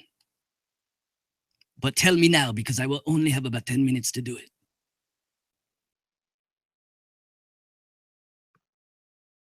You hear the voice from the opposite cell, or the cell next to you, sorry. And the moon elf's voice enters your mind, and it's like it's a bit easier now that you're wearing that medallion. You don't feel anything change when you put it on, and you do feel a bit weird because, like, you've seen Marius wear this all the time that you've known him, and now it's on you. It's like Thor holding Captain America's shield. Sorry.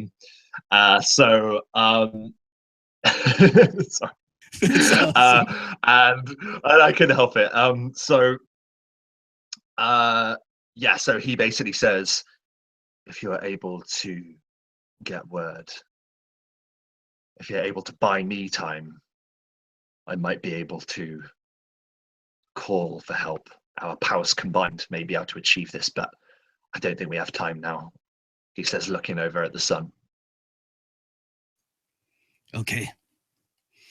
One way or another, we will come back for you. We see Aerx. If it's... Oh yeah, go ahead.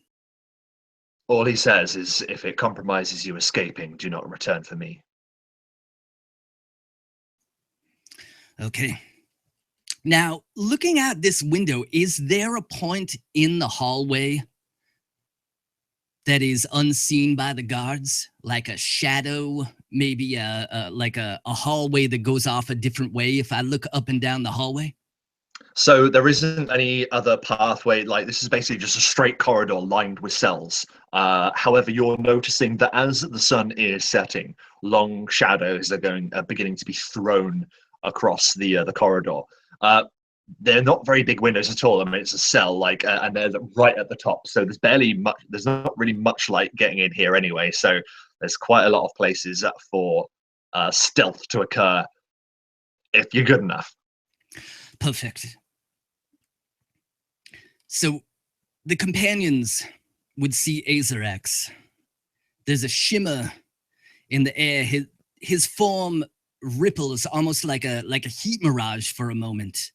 And you see his countenance change, his gear change. He becomes a little bit taller, more broad shoulders. You can see that along either side, he's got rows of daggers as he changes his form to look like the witch hunter who had punched us all in the face at one point. During the march, I'm sure he got a good look at him and a good idea of his mannerisms. With another wave of the hand, you see over in the corner, there's a shimmer as the silent image of Aerx himself appears in the cell. He turns to his companions. I will be back. Anything else? Good luck. Card nods. Try not to die. His new badass drow wizard cloak seems to wrap around him in shadow as his form disapparates to appear in the hallway as I misty step out into a shadow and walk off. He's going to look for barracks. He's going to look for a place where he can get some small weapons to his companions. Yeah, and you begin walking through this corridor, and I'm actually going to roll to see if anyone in the cell saw the transformation. So actually, if you'd like to give me a deception roll as well, please, so I can have something to counter off it, please. All right, here we go. We got this.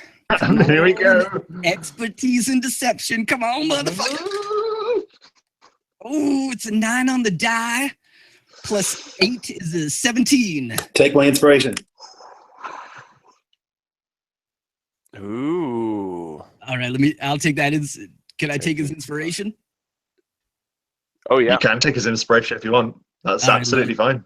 I'll take it. Here we go. Bold move on the 9. That's an 18. Oh, victory. Plus 8 is a 26. You succeed. Good job. Yeah, something about obviously we're talking about Aerx here. Like, he is used to casting his spells in a manner of subterfuge, and you're able to achieve what you described, and you find yourself walking. Are you going to stealth your way out, or because the people in that corridor, he is going to stealth. They might not expect him to be there. He is, but he's not like a creepy fucking burglar in the corner walking like this. He's going to try to walk as if with the same gait of the person he's impersonating, but he's going to wait in the shadows until a back is turned and try to go. So the other expertise I have is in stealth. So here we go. That's an 18 on the die plus 9. God damn it. Okay, well, I'm going to say, hang on. Yeah, so you are, like you say, you're able to sort of walk with purpose, or walk like you mean it, and you're able to uphold a facade that doesn't draw any attention whatsoever, and you find yourself leaving your friends, walking down the corridor. You pass 2 Mystic Knights that are standing on the far end by the door, and they sort of look at you quizzingly, but under your cold stare, their eyes falter. Now, Mystic Knights very well be outrank the normal witch hunters. Is that right? No. The witch hunters are basically above. The Mystic Knights are basically shock troopers of the Magisterium. They're just elite warriors, but they're not. They take all. Awesome. So he would continue on until he sees a solitary Mystic Knight or a servant or something, but probably I would guess probably a Mystic Knight. Yeah. So yeah, go ahead. And he would walk up to him with his shoulders squared, and he would say, "Oh, you dreg. Let me know where they're keeping the belongings of the prisoners, because I know the Inquisitor's going to be here soon, and, well, I want to make sure everything's ready for when Toth gets here, if you know what I'm saying." Amazing. Can you persuade, deception, whatever you want? I'll deception if I could do that. That'd be awesome. Yeah, absolutely. 12 plus 8 is a 20. Yeah, man. He goes, "Sir," and then you call him a dreg, and sort of like he sort of, you can see sort of like he recoils a little bit as if like maybe he's in trouble, and he goes, "As far as I'm aware, it's been taken to the Armory." Yeah, right. Did you not bring them in, sir? I did, but I also had a drink afterwards. All right, lead the way. Yes, sir. He's basically about to ask, like, do you really need me to take to the Armory? But you do outrank him, so he sort of shrugs and kind of walks by. As you're walking down a long corridor, you start going down a stairway. Sorry, you go up a stairway because you're currently in the basement level. You go up some stairs, and you can see, as you are basically exiting this door, you're going back through the courtyard. You cross the courtyard completely. Now you can see that torches have been lit and fires have basically been built all around to throw this eerie light all across this strange moonstone building. And in through a different doorway, and as the doors close, we cut back to the cell as some Mystic Knights arrive at the cell door and begin unlocking it, and they each hold your hands. One of them says, "You first, Hexenhame. Arms through the bars."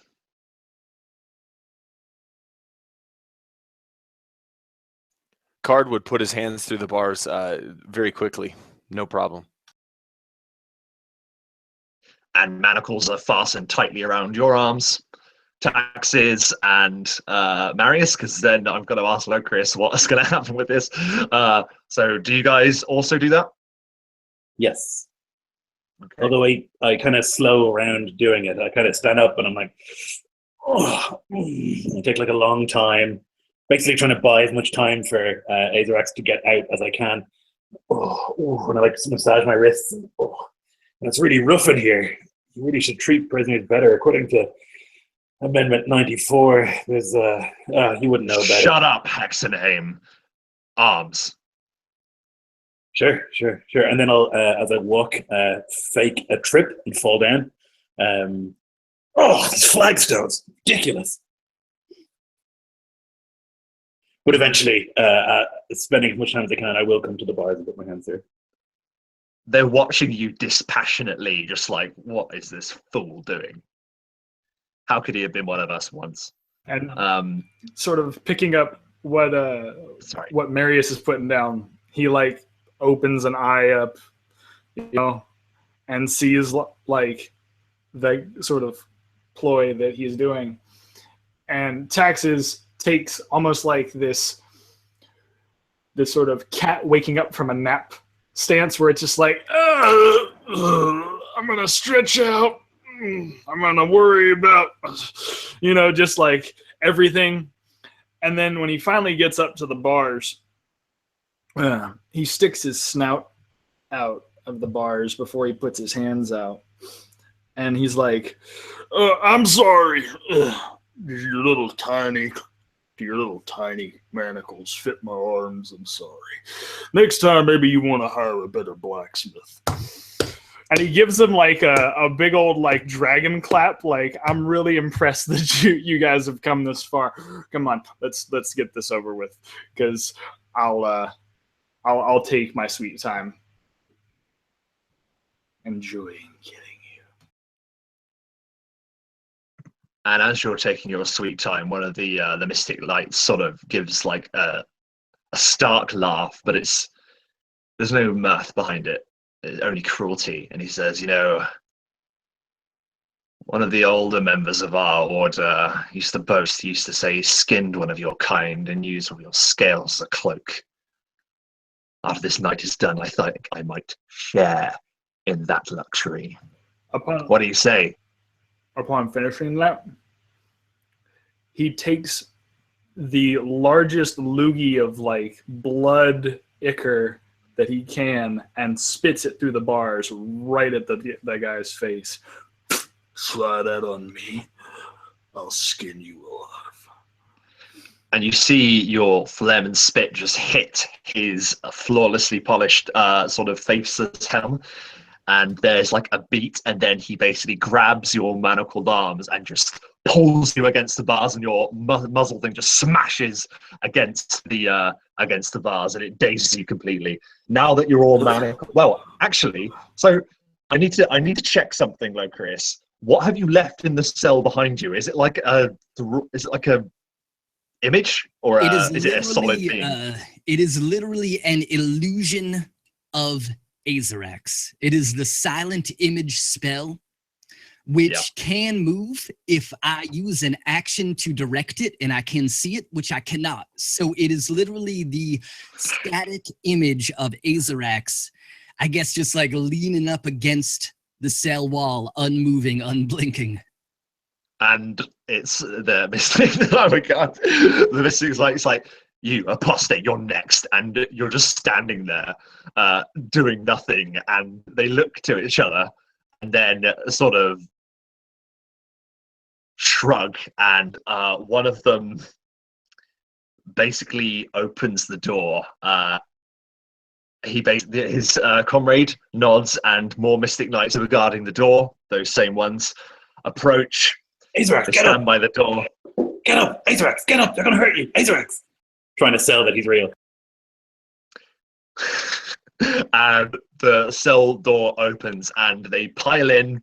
They all sort of basically push themselves against you, the weight of their armor just basically barricading the other three of you into the corner of the cell, whilst one of them basically approaches and says, I won't repeat myself, apostate. Shing! And he draws a blade. Obviously, Aerx, from what you can see, is doing nothing, just like a cool man, just leaning against the wall, not taking any shit. And he says, I've had enough of this, and he swings the blade. Before he manages to get the blade off, can I attempt with my tail, because obviously I'm manacled by the hands, but with my dragon tail, can I attempt to basically use a strength check to try to whip some of these guys off of us and cause a commotion? You can perform an athletics check with disadvantage. Okay, that's fine. I'll try it. Anything to buy some more time. Not bad, though. Okay. All right, so that would be a 12 for strength. Unfortunately, it isn't enough. You, taxes giver, defiant, always defiant to the last, sort of growl and fling your weight against them, but you don't have enough room to sort of get enough momentum forward, and this one of the mystic knights just brings an elbow up into basically where your throat is, and it catches where that muzzle is still around your mouth as well, so you can't move forward, and the blade sings. Basically, he's going for a non-lethal strike, so it passes at the shoulder.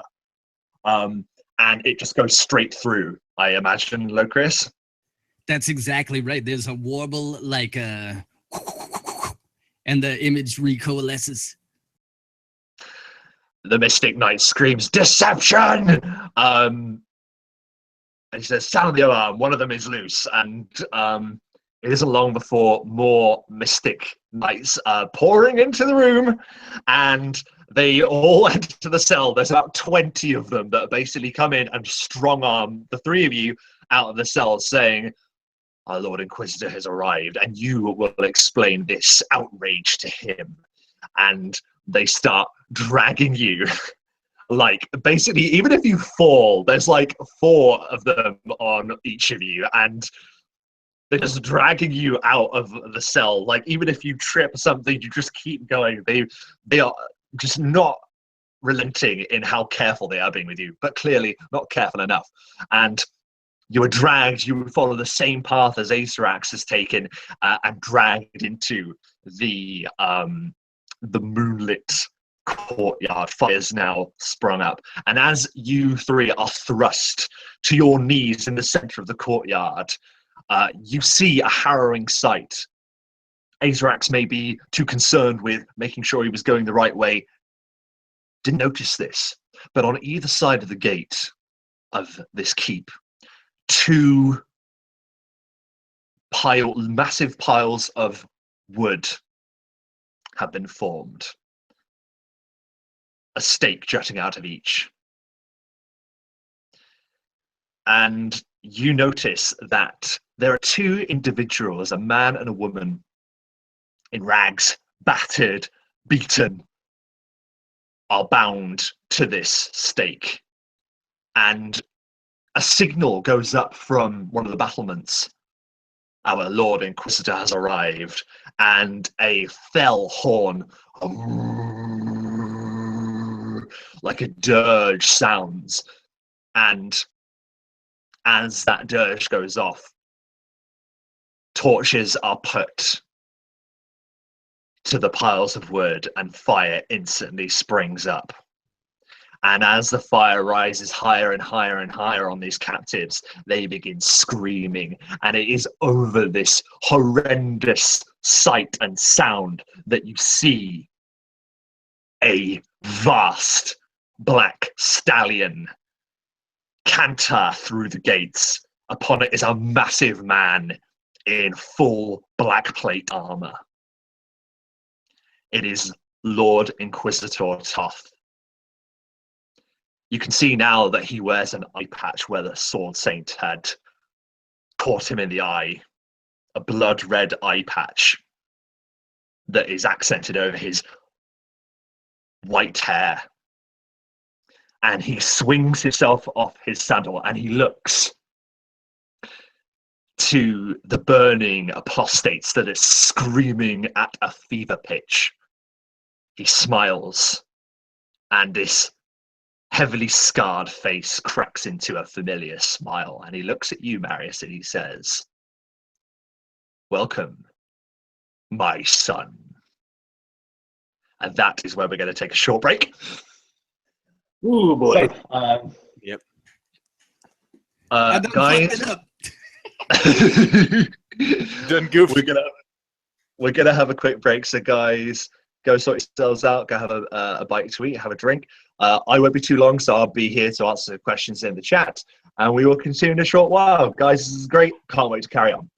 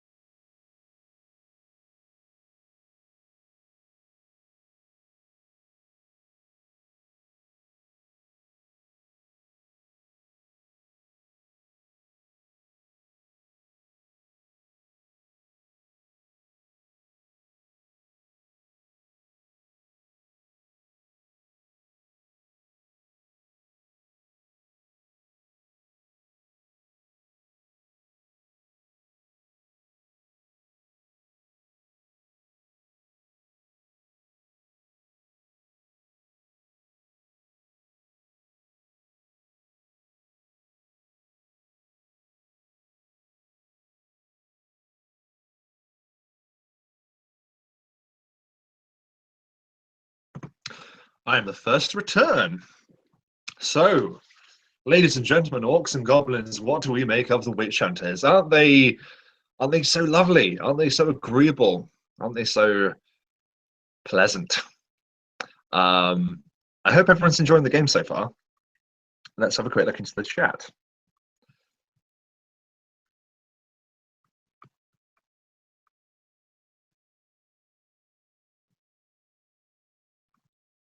It's good to see people having fun. Do you have any questions for me or the any of my players? Then by all means, whack them in. We'll get to them at some point, I'm sure. I got some questions. I have a zillion questions. You could ask Rob before the game. I'm always like, so Rob, what about this? So guys, what about this? How do I do this? How do I do this? I know, but like I say, questions are the best thing, man. If you have questions, by all means.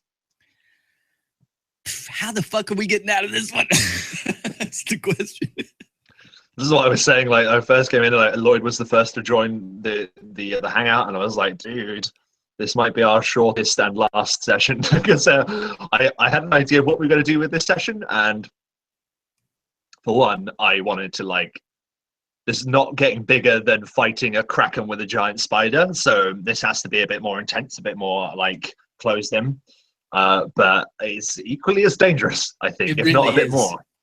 It really is, but it's not a bit more. The flavor is completely different though, so it's awesome. I'm loving it, man. It's great to be playing this game again, man. It's really great. It's so fun. I miss it. And this one, I'm kind of channeling a bit of Lloyd. I'm channeling this as a Jarl DM game. Fuck yeah! I mean, for everyone except the players. yeah, right.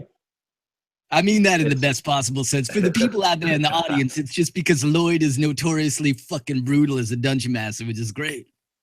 It sure is, yeah.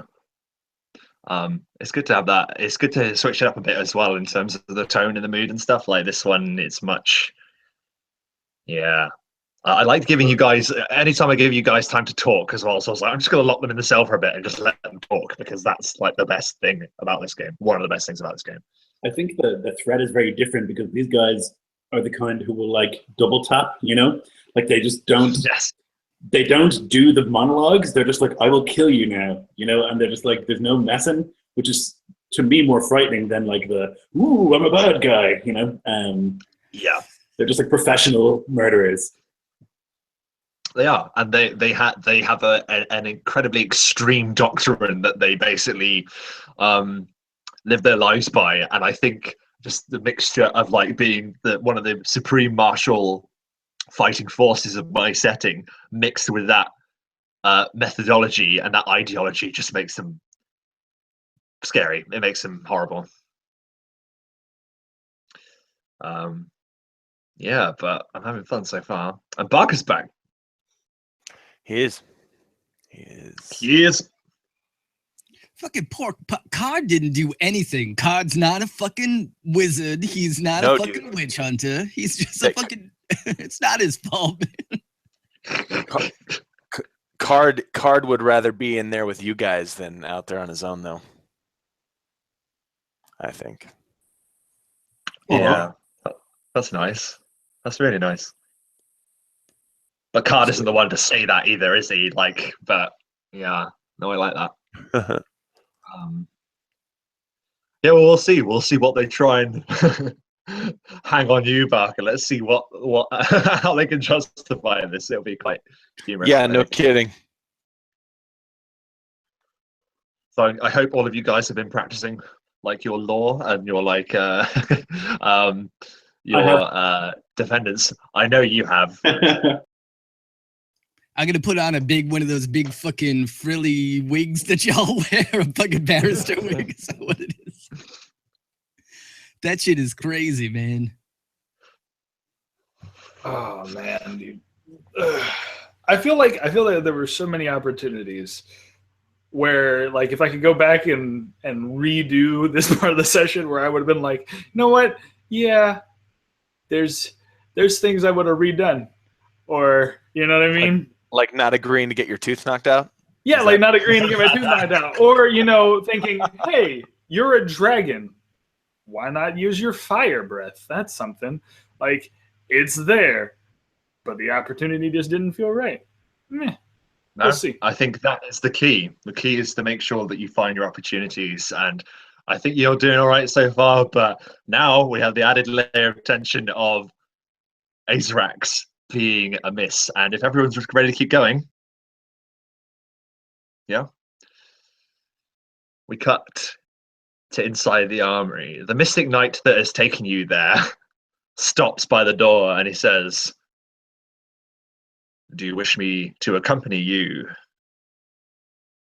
Now get back to your fucking post.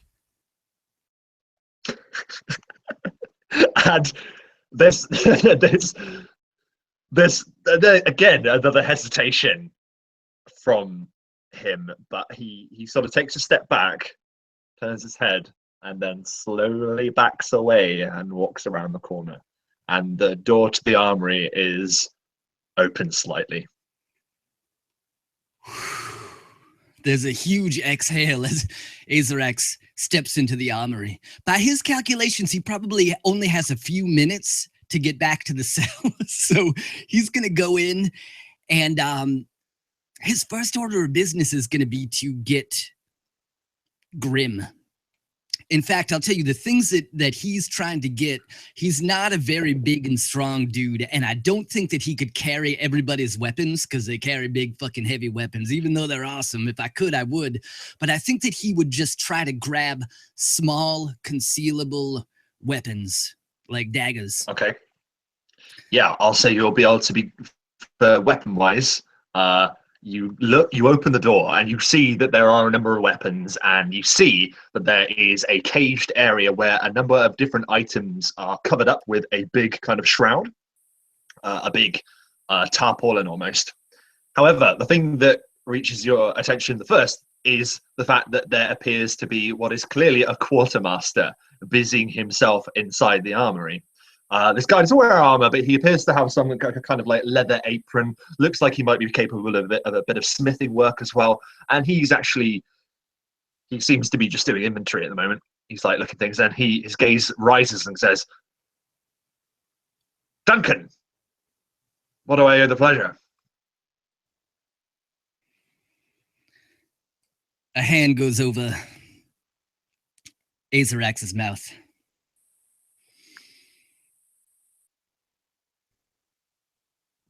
Oi, I've been sent here. For a moment, he prepares himself to cast the Detect Thoughts spell, but he realizes that the image of Aerx in the cell will disappear if he does so. He will break his concentration, and the ruse must stay up. So he does not probe into this man's mind, but he relies on his natural guile. And he says, "Oh, not much. Hell of a fucking walk." I'm sorry. Oh man, I love it. He goes, yes, it is. Here for anything in particular, Duncan? I would have thought you'd been busy with greeting Inquisitor Toth. Yeah, well, right, that's exactly why I'm here, isn't it?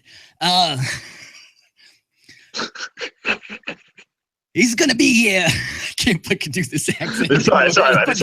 It's my fault. It's my fault. I don't mean to put you off. I got it. Here we go. Right, the Inquisitor's gonna be here any minute, isn't it? So I'm supposed to collect some belongings of the people, right? The fucking bag of the rogue arcane and the fucking belongings of Marius, the former witch hunter, set out. I need their belongings. I need access, and he's gonna have my hide if it's not there in time. Give me a deception check, but for that performance with advantage. Give the bro a point of inspiration, Rob. Jesus, come on. I'll take the single point. I'll use it right now because the first roll was a 5. I need it. Yeah. Oh, god damn it. No. All right, I'm pulling out another D20. Here comes the fucking game science. Don't fail me now. I only rolled this die once, and it was a natural 20. I dropped my other die on the fucking floor because my dice tower, I have this huge mouse pad, and I have my dice tower on it, so the dice always bounce out.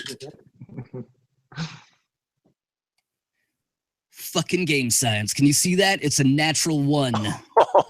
Oh my god. Oh, no. I imagine that what happens is Aerx walks forward to grab something.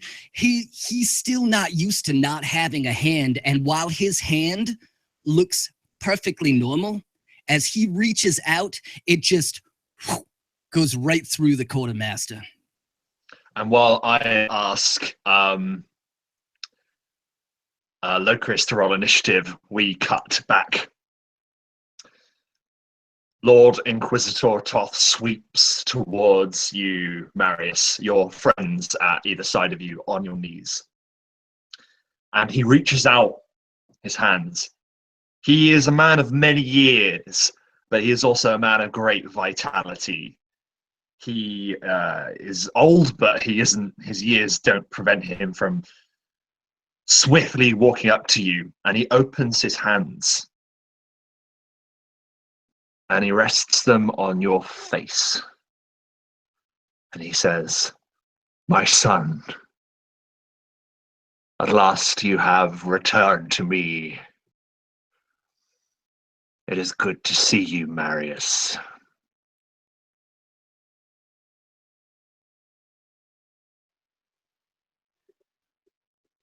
Not by choice, Lord. Indeed. I heard it was complicated hunting you across these lands. Lands that have yet to fall to the might of the God King. Yet here we stand. And it's all, I suppose, thanks to you.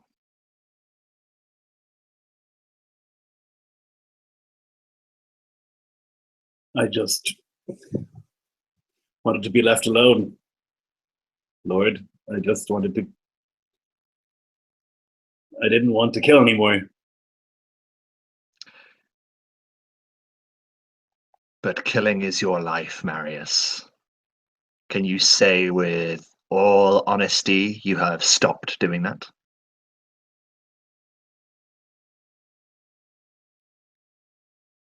No, I kill. But I don't kill innocent people. I don't kill little girls. And he smiles and says, "Yes, you do. Bring it with me."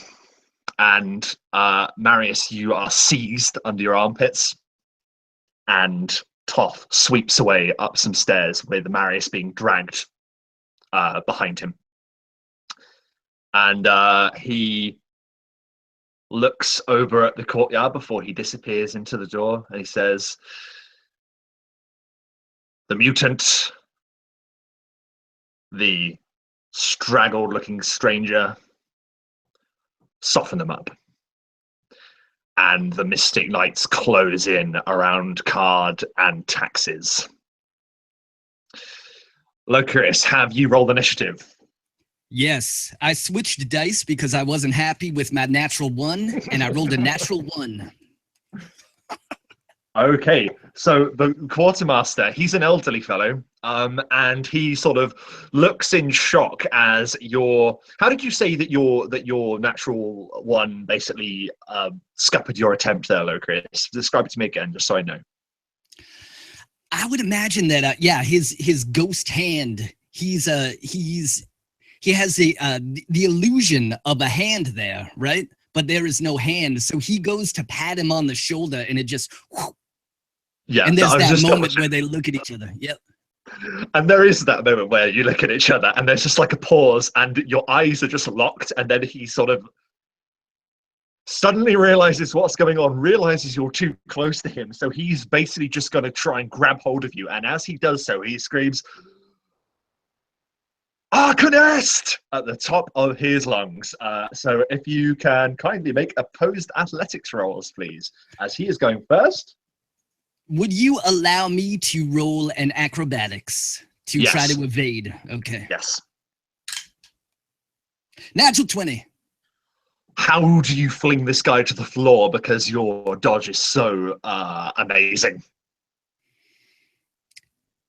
Aerx ducks under this old man. He swings his body completely underneath him, and the old man goes flying past him. He grabs a dagger. I imagine in the armory, there are plenty around. Seeing the back of this man, he jumps forward.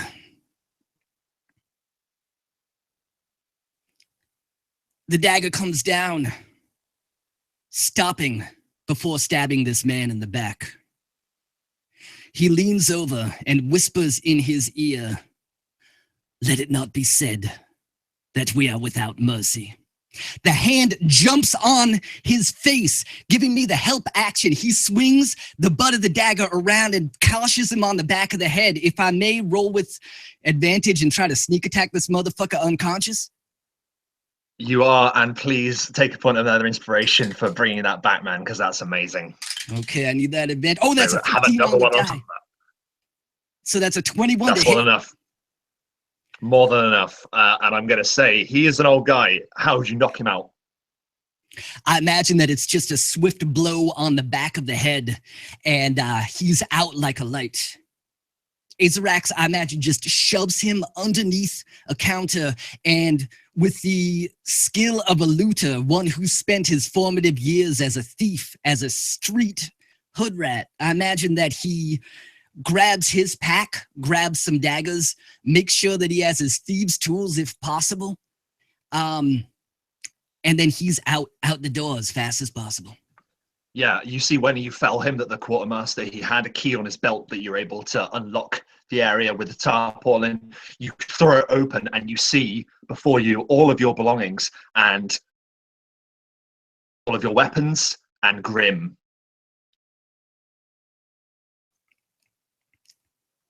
He'll grab him. No time to explain, Grim.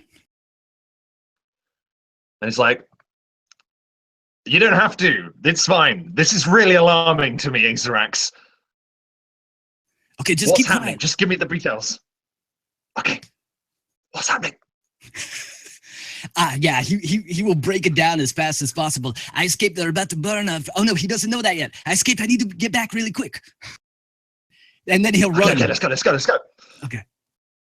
And as you're running, you hear the scratchings of within his pages, and you dare say that the thing that's being scratched into him says Chapter 7, Trial of a Witch Hunter, as you explain. Awesome. And as you dart around the corner, we see a male fist smash into Card's face. Card, your hands are manacled. What was it like as you're being set upon by multiple guys in heavy armor just battering you? How quickly are they doing it? Are they just? Is he just getting rolled right now? Is that how it's happening?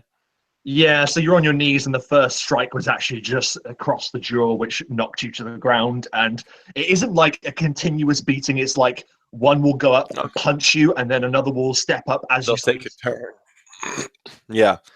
Card at the start, and as much as possible, he'll get hit, and he'll get knocked down, and then he pushes himself with his manacled hands back up, and he sits back up on his knees, and he gets hit harder in the ribs, and he goes down as he feels the ribs crunch underneath him, and then he spits out some blood and pushes himself back up to his knees and stares the next one down, who will again rinse and repeat.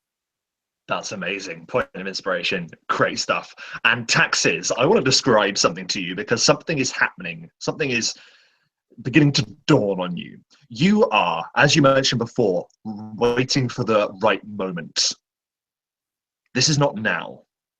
However, with every strike, with every impact to you, you feel a primal urge building within you, and you know to save your life, you need to hold it back. Taxes always has to hold back the beast. Tell me how difficult that is as you are being beaten within an inch of your life. Okay. It takes, unlike Card, where, they see one person doing one punch, and they don't hold back with him because he's not just a normal human, he's a dragon. So I imagine 2 people at a time, right? One punch from one side, one punch to the gut. So it's like multiple fists are flying in at the same time. They're trying, and I imagine that in the back of my head, I'm hearing them go, hit him in the jaw harder, break his dragon teeth, things like that. And the louder and louder they get, it just seems to become like this drowning hum, in the back of his head. Blood starts to pool up in the nostrils. He can feel like part of his ribs cracking, and pieces just he just sort of curls up, sort of like a dragon protecting his horde, trying to protect everything he can. And then I imagine that he just sort of gets this twinge of unfettered anger starts to well into his chest, and he just looks up at the last person to hit him in the face, and it's like this deadlock. He will not let go. He will not move. Even if people start punching him in the jaw and moving around, his head barely swivels. He just keeps looking at the guy who's punching him. Whoever it is, it's like this deadlock stare. His eyes sort of dilate, and he just keeps looking at them. Yeah, and your continued stare is almost like a challenge to whoever's hitting you, and then you see a hand on this Mystic Knight's shoulder, and he's pulled back, and you see the unmistakable visage of Duncan, the witch hunter that brought you here. Right then, Mutie. Let's see you not blink after this. Bam! And we cut to a resplendent room covered in lush red carpet. Strange, eerie, black oil paintings garb walls. Black stone as its base that it sits upon. Toth strides into the room. He is now followed by Naider, who met you on the way into his quarters that has clearly been made for him in this place. And you are dragged in and flung onto the ground, and it's the softest thing you felt in a long time, having obviously spent a number of days, maybe even a week, probably more actually, in the Underdark, to be brought out, to be captured. So it's weird. This weird fanciful thought enters your head that this is comfortable. Your head's still spinning from impacts that you've received today, and looks to the Mystic Knights that had dragged you in, and he says, "Leave us." And the Mystic Knights salute and leave the room. And Naider says, "My Lord Inquisitor, before we continue," and he says, Toth just stops him and says, "I meant you as well, Naider." And he goes, "But, my lord." Marius says, "Bye." Naider looks back and forth and says, "But, Father, I only wish," he says, "I am not your father, Naider, and I have but one son." And he gestures to Marius, who's slightly bleeding onto the floor. Naider sort of does this. It's kind of like, and looks up and down and up, and just.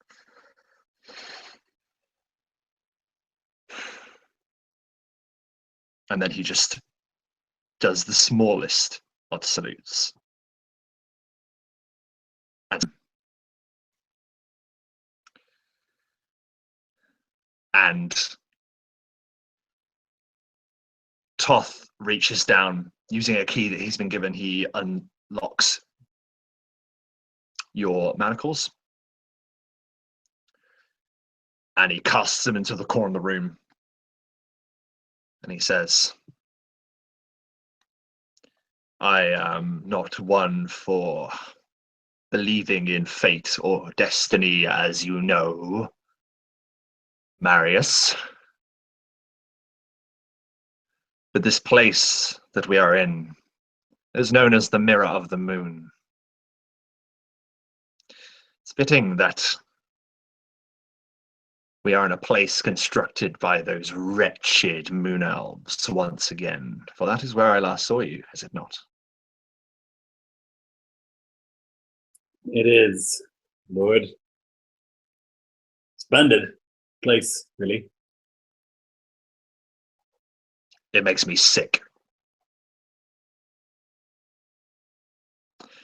He sweeps behind the desk, but he doesn't sit. He just leans his weight. You can hear the metal on his armor just creaking as he puts his weight, and he's sort of bearing down over you as you've managed to stand, and he says,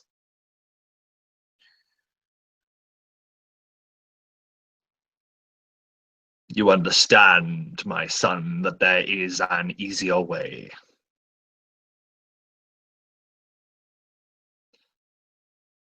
That would be just letting us go along our way. We're harming no one. We have no design against the God King. Your friends, they are not permitted to leave. They will die in this place.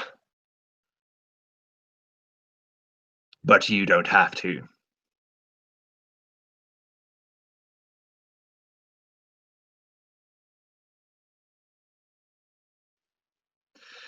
Marius, we have searched for you. And I've longed to embrace you as a son once again. But it cannot be. You betrayed us. You betrayed me, son. And that I cannot abide. So, there will be a trial. And you will plead guilty. And, once doing so, you can be absolved. And you can wear your medallion with pride. And his eyes dart down and sees that your medallion isn't there. But he doesn't say anything.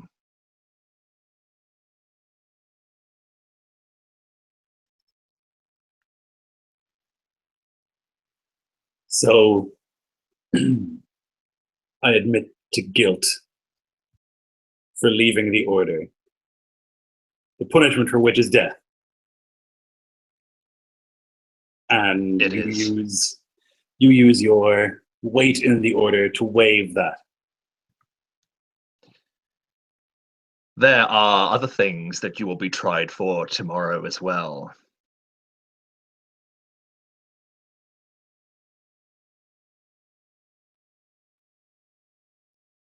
So death will be my sentence, certainly. Would be. I have committed many crimes, it seems, in the eyes of the God King and his servants. And yet you would use your power to have that justice not come true? There are those among us who understand that mistakes can be made. The God King's will. It can be flexible when certain assets are at stake. This is something I'm sure he believes in. I know it in my heart, Marius. And it's something I believe in too. And as I say, you are my son. What father would I be if I were to allow my son to be treated as such. You were the bastion of our ways, Marius, and you can be once again. You need only plead guilty. If only it were so easy, Lord, if it was so easy for me to return to those ways, or easy for me to have not left in the first place, a lot of things could have been prevented from happening. But it's not, it's hard. I could not do the things that you require me to do, and I will not do them again. He looks at you dead in the eyes and he begins repeating mantras. The warrior obeys without question. The officer commands without doubt. And you, Marius, are both. We were. Doubt is an enemy, and you should praise the mind too small for it. He recognizes these as the writings of Varus Malice from the first tome of your order. Marius nods and he says, yes, true. But my mind is not small, not anymore. It's too large. I have too many doubts, too many questions about the order and the way that you do things and the cruelty that you inflict and the hate and the destruction that you bring everywhere that you go, and I will not be a part of it. He makes a sudden burst of movement as if he's going to move forward to strike you, and he stops and he gets really close to you and says, "You are my son! And you are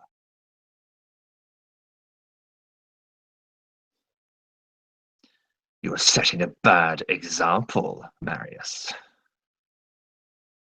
You are to be the best of us, and I swear upon the oath I gave to the God King himself, you will repent and you will rejoin us."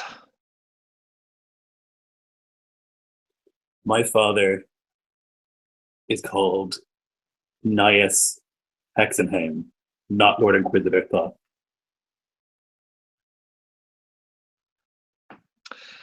And you can see maybe just the flicker of emotion behind those cold eyes. Maybe it's a trick. You don't know. But he says, "Very well, Hexenhame," calling you his son. And he says, "Knights," the doors burst open. "Take this heretic scum back to the jail. Then rot there till morning, and we shall have our trial." And then he looks at you and he brings his hand to your face once again. And he says, "I am disappointed." And you are slowly led from the room. Marius says nothing. As you pass by, you see Naider standing outside the door. And he just looks at you with daggers in his eyes, but doesn't say anything to you either. We cut back. What's Aerx doing? You've left the quartermaster's area, and you are looking out into the courtyard. It is very quiet, and there is a pang of tension in your stomach as you see two twitching forms on the ground.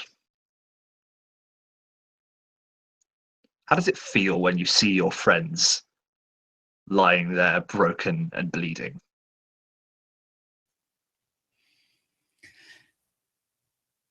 Despair. Rage.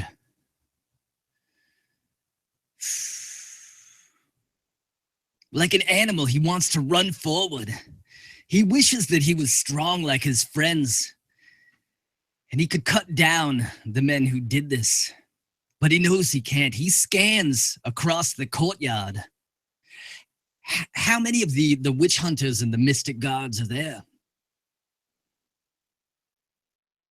So looking over, you can see that there are a number of them sort of around the courtyard. You can see 2 mystic knights are sort of standing almost vigil, making sure that the card and taxes for some reason don't get up and run, but it doesn't look like that's going to be an option for them.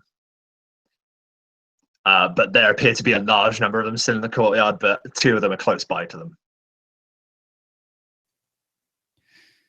Aerx takes another step into the courtyard, leans up against the wall in the shadows. The copper wire around his pinky again, as he reaches his mind out to taxes as I cast the message spell. It's got 120-foot range. And in your head, taxes, you would hear the voice of Aerx in the way that you've heard before. What the hell is going on? And you would know that you can answer back wordlessly, have a conversation with this spell.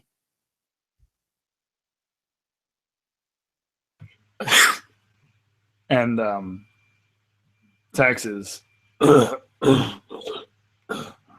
He's coughing, but you can hear in his head.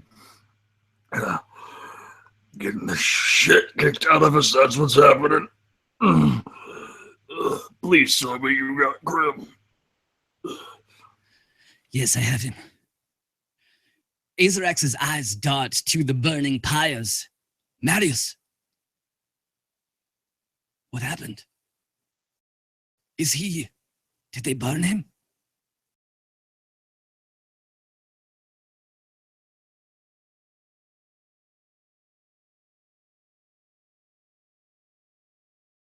Taxes. No, he's not burned, but they took him somewhere. I can't. I'm pretty sure I can't breathe out what set him up. Cards knocked out too.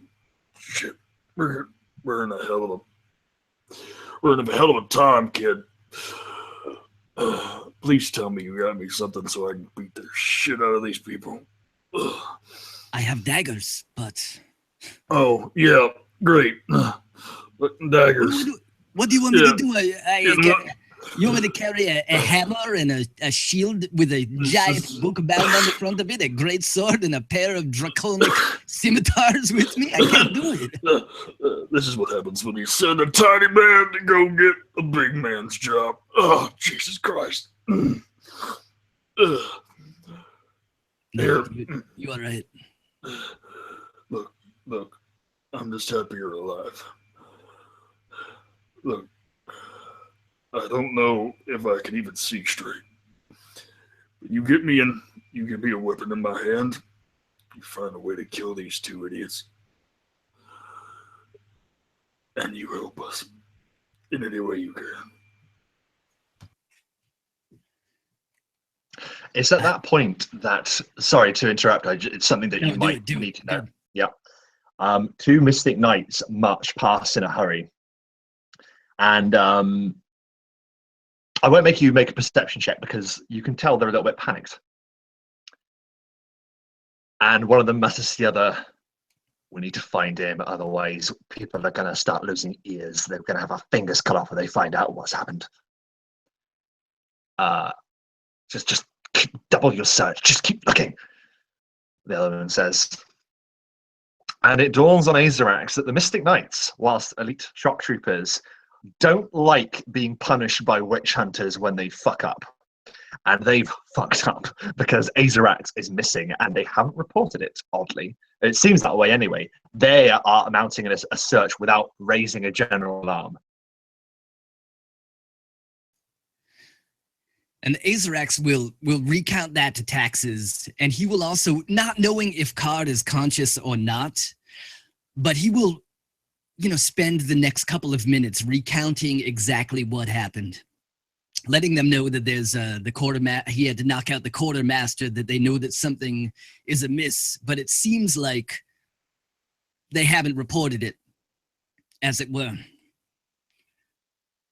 And I imagine that this time, as he's speaking with Card, would Card be speaking back to him as he's imparting this information? I imagine Card is in a pool of his own blood with, there's 6 or 7 teeth laying out on the floor. His entire right side has been bludgeoned. I think he's probably in and out of consciousness. So he's probably saying things to you, but not really in direct response to what you're saying. He's probably using words, but not in sentences the way you should. And I think that would strike a chord with Aerx. And he would say directly into Card's mind, "Don't worry, my friend. We'll get you out of this. And you will make your father proud." It's as you say that Card, through the haze of falling in and out of consciousness, you feel a mailed gauntlet close around the scruff of your clothing as a number of Mystic Knights hoist both Card and Taxes up and start just dragging them back in the direction of the cells. What do you want to do about that? Are you going to follow Locris, or are you going to stay put?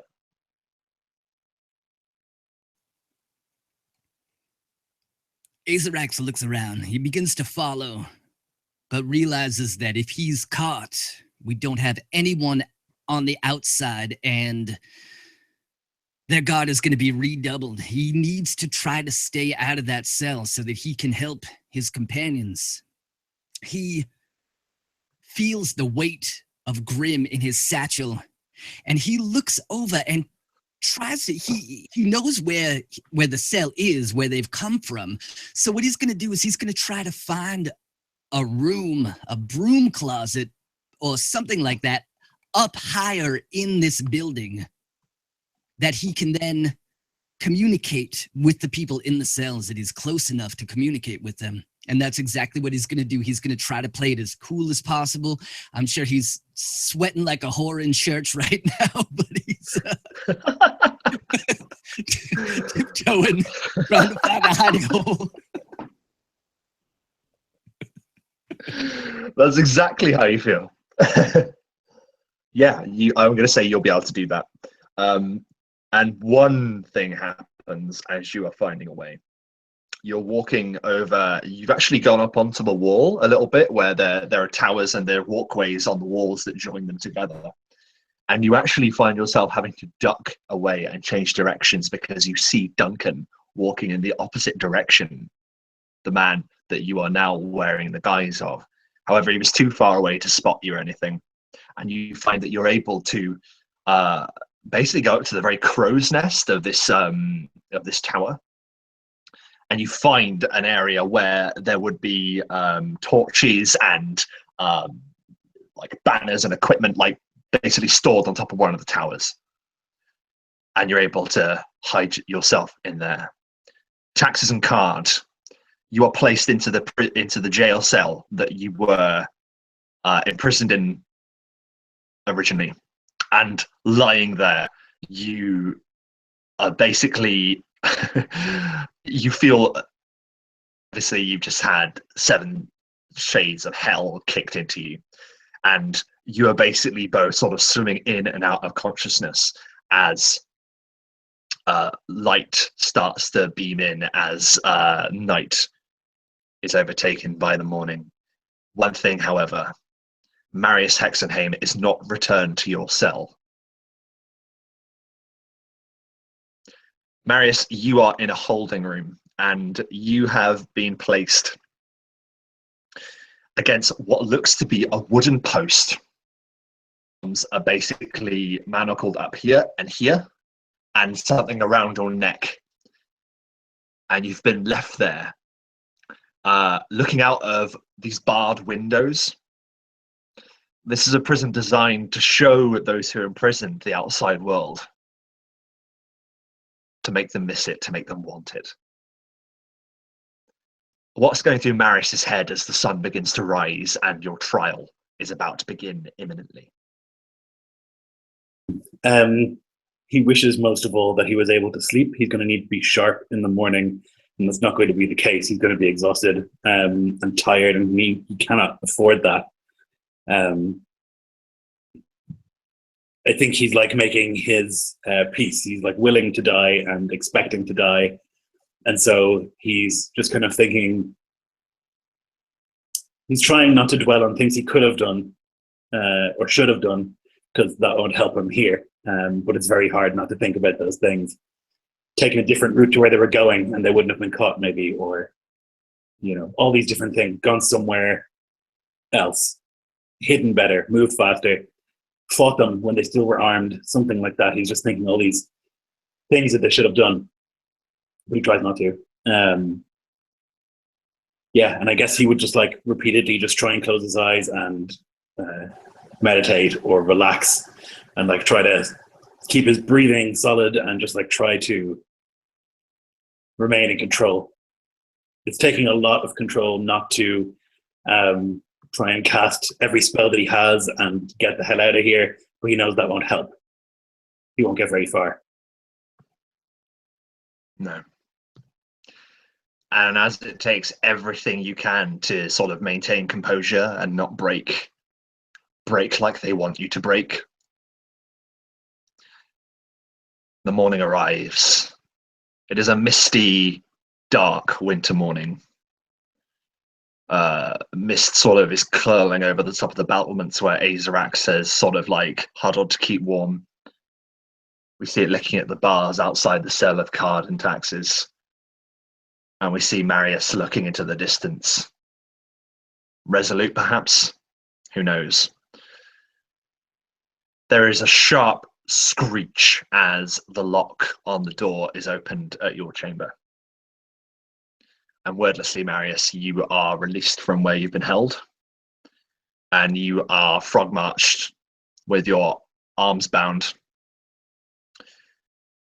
to the central courtyard. You see where that wooden gangway is that sort of bridges a lot of the holes where the ruins are and stuff. You see that benches have been put forward. You see that there is a vast podium that you are led up to, and you are forced to stand there. Your eyes glance over to the far corner, and you see that both card and taxes have been brought here also. And they actually stand either side of you now, this is kind of like the guilty box, and you're sort of at the front and they're there as well. Basically, they're hoping by arranging you this way that they can kill 3 birds with 1 stone. And soon the Mystic Knights form into rank surrounding you. The witch hunters that are there, Duncan and Naider, sweep to the top of these stairs, and at the head, at the front, stands, bedecked in regal flowing robes about his armor. And he looks down upon you and he says, "We shall begin." And you hear a dong as like a dull bell is rang that sounds out across the morning. Marius Hexenhame, you are here to be tried for desertion and a number of crimes that you have committed against the Seneschal Society, the God King, and to the Order of the Witch Hunters. Before we begin, I would like you to have this opportunity to plead how you wish.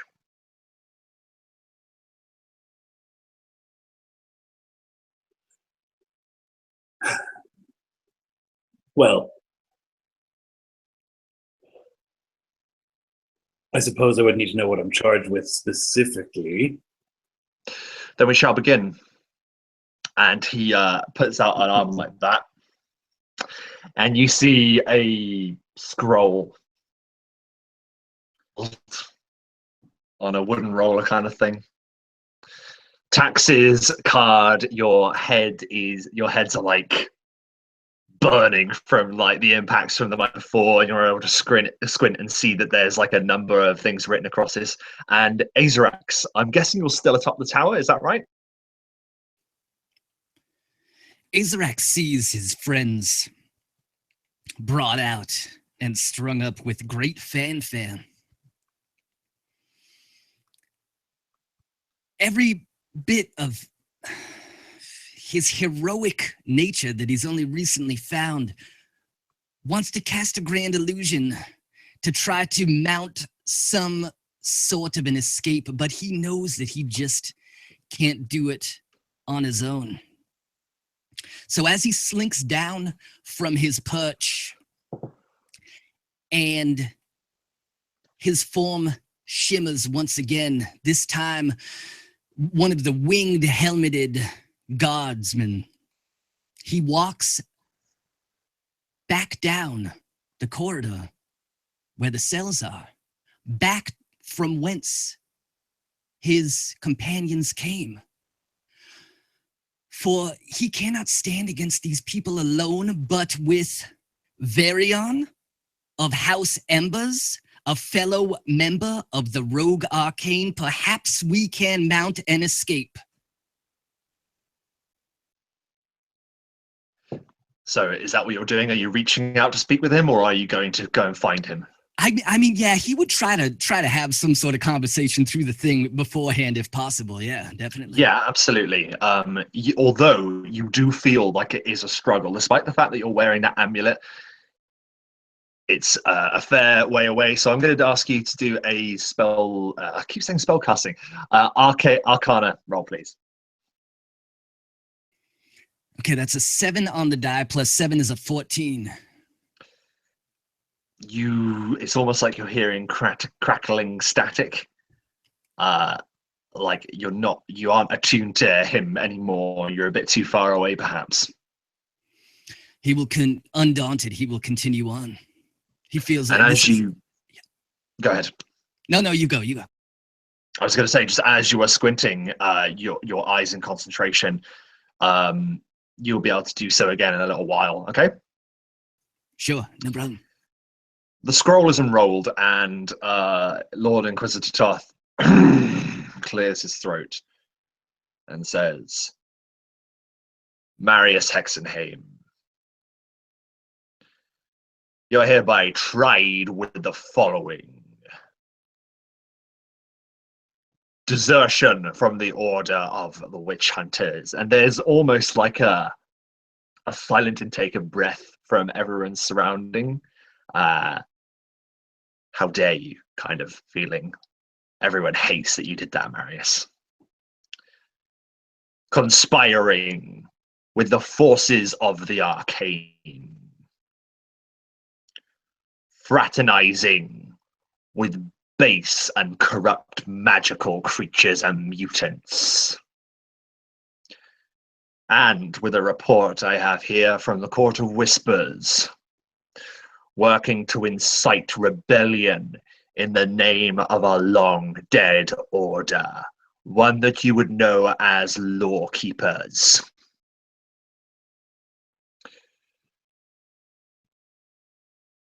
You will also be tried with illegal interference with the pacts made with those who dwell in the Underdark.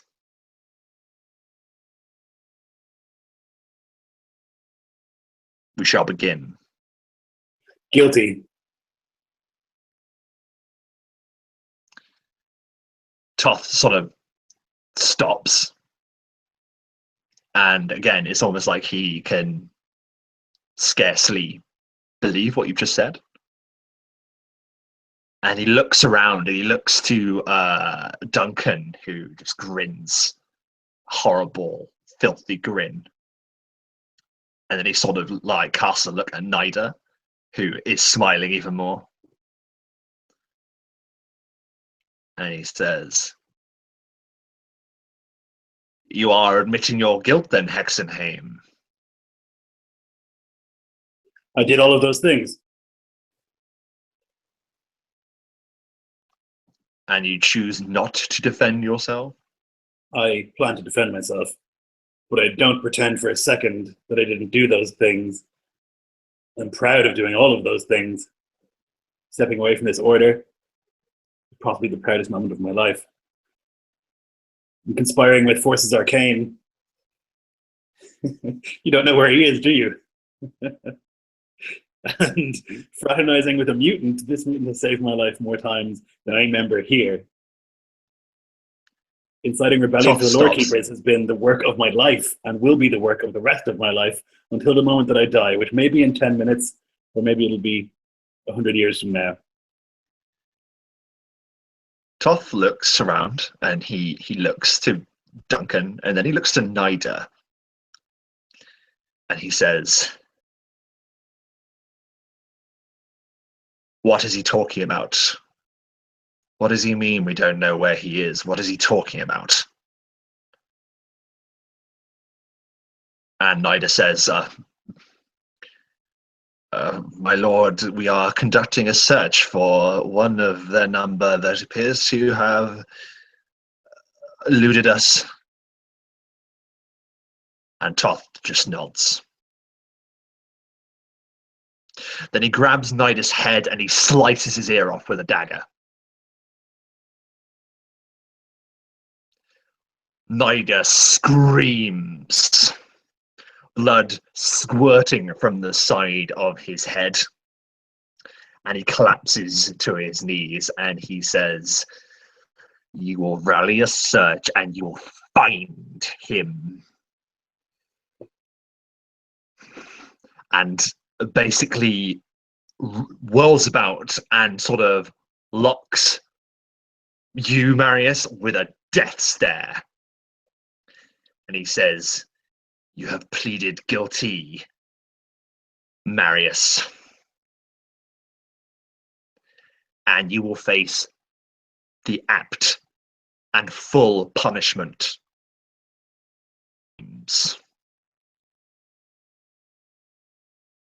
Is there anything else you wish to say? And Naider sort of like whimpering on the floor. My punishment is to be death, I assume. And he sort of leans over the banister of what he's standing on and says, "Yes, Marius, you are to die. You have shamed me, and you have shamed this order, and now you're going to pay." One more thing, Lord. Having been found guilty, it does say in the Order Legatus, in the 83rd article, that the accused, having served a period of 10 or more years under any body of the God King's government, that they are afforded the right to demand trial by combat. The arms of the duel is dictated by the accused, and the duel can be to blood or death determined by the judge. Toth is just bearing down upon you like a vast metal eagle, his eyes blazing with fire. And there is clear stirring around the court, like people did not expect you to pull that one out of the bag. And he leans across and he says, "That is your right, Hexenhame. After all, you are of noble blood, despite how base your house has become. It is your right." And he smiles. "It is not, however, your friends. They will be killed after you lose. You have the right to challenge for trial by combat. I have the right to accept it. You will fight me in 1 hour. Prepare him Marius, you are strong-armed by the Mystic Knights once again, a recurring pattern. And you are dragged from the gallery and Tax's card. Is there anything you can whisper or want to say to Marius as he is like passed in front of you? Is there anything, or Marius as well, like is there anything you want to say or do whilst it's happening? As Marius passes in front of Card, all Card does is stand up a little bit taller and smile just a little bit more. Marius will just say, die on our feet. And he smiles even a little more than that. And Tex is hearing that, he just like, he grins. And you hear the same words. Die on our feet. Yeah. I believe it. And it's sort of like this resounding like pride that he now has, like, I understand what's gonna go down. And Marius is led away back to the place that he was imprisoned before, separate from you all. I'd like you to take a point of inspiration, Lloyd, because that was amazing. Die on your feet. And there is word given for your armor and weapons to be brought. Thankfully, they're still there. Yeah, like Chris, you're thinking about that. And you are just there waiting for a moment for your belongings to be brought in. Aerx, we return to you upon the tower. And I'm going to say that by this point, I'm just going to say that you would have been able to make contact if you took the time to sort of focus on it. Virian's voice, the mysterious man in the jail cell, this mysterious moon elf, speaks to you once again. I had thought you were dead. Come now, Virian, my friend. You know it takes more than that to kill a member of the Rogue Arcane. But I fear I'm going to have to ask you something of you. I need your help. We need your help. The Lorekeepers need your help.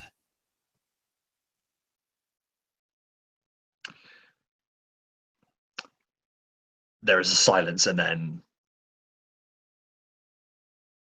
I respect the old ways. What can I do? And we cut there. Marius, you are once again chained to this thing that you're on. Your armor is brought into the room, as is your weapon, forgiveness, and your shield. The vast metallic book cover that you now bear to defend yourself. And as the Mystic Knights have positioned it there, with a bandage around his head, Naider sweeps into the room.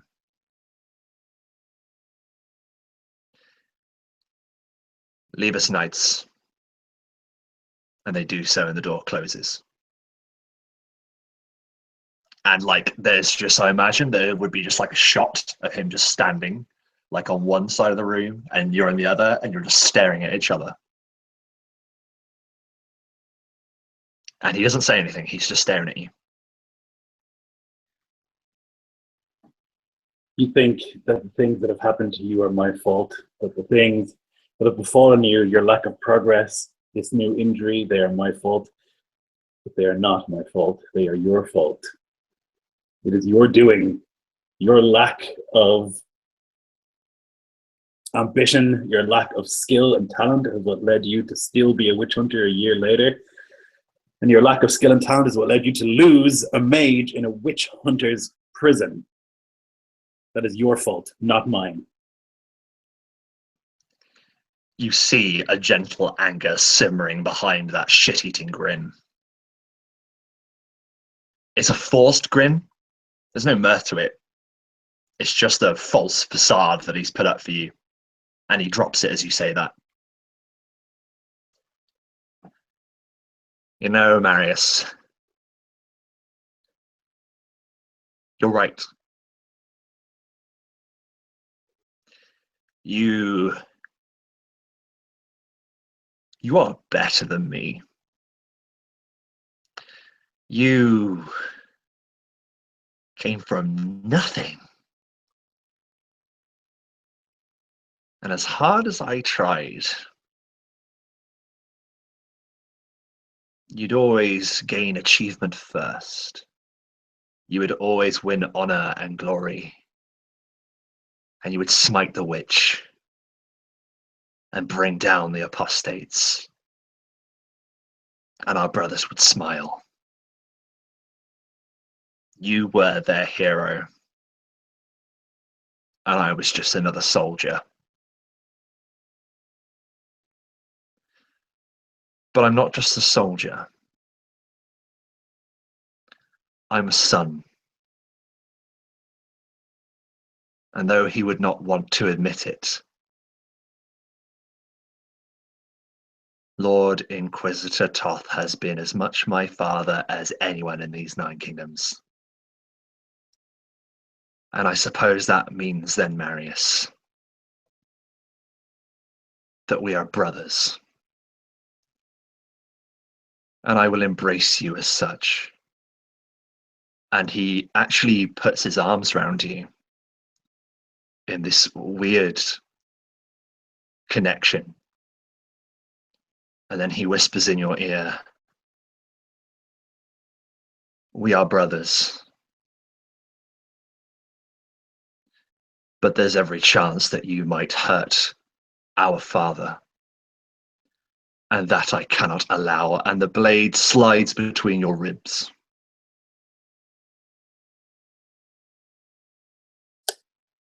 It doesn't have to be like this. I have gained a lot of glory in the Witch Hunters, but not one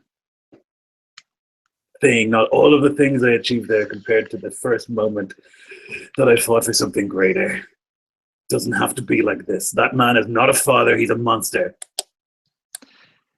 He is divine, as is our way. You have lived for that, Marius. And now you're going to die for it. And he pulls the blade from you. And he's got you right in between the rib there. And you feel your weight just buckle as you're being held in this thing. And he calls to the Mystic Knights to open the door. And he says, bandage his wounds, put on his armor.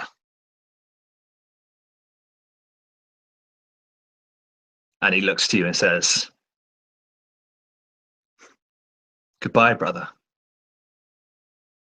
And he sweeps from the room. You're not my brother. And the door closes.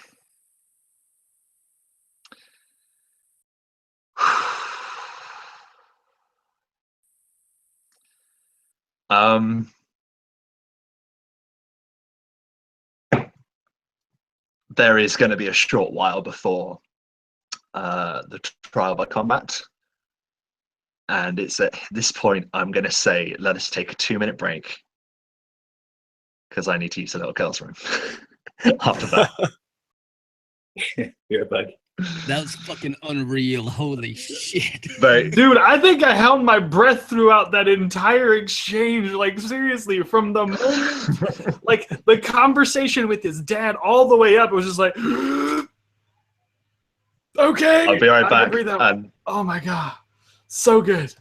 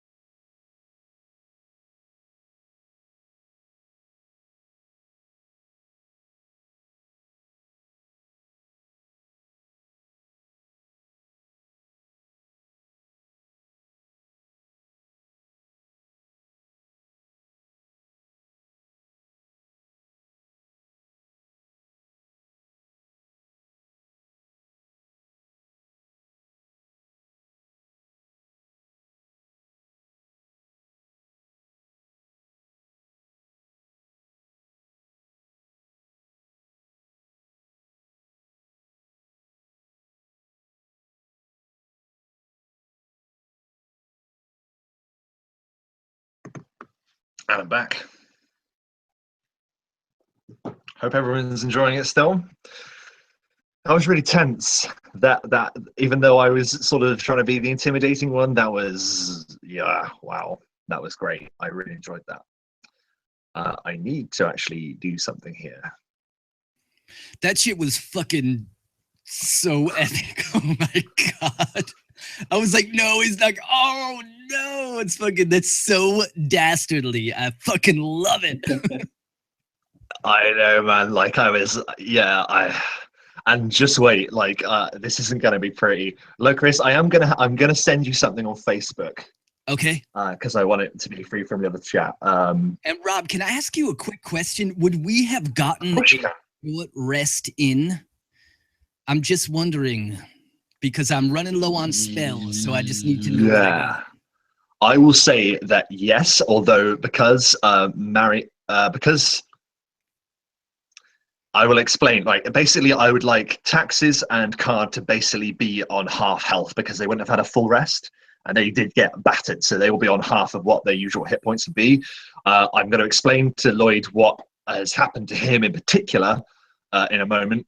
And yeah, look, Chris, you'll have had enough time to get your spells back. I reckon under such like tense circumstances, you'll be able to get them back. I think if you're gonna have a chance.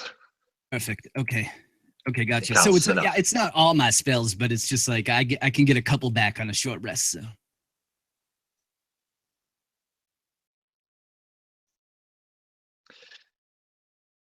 How'd you feel, Lloyd? Ready. I've said my goodbyes. Don't you pull a single punch. I'm pulling no punches, man. It's going to be so real. I can't wait.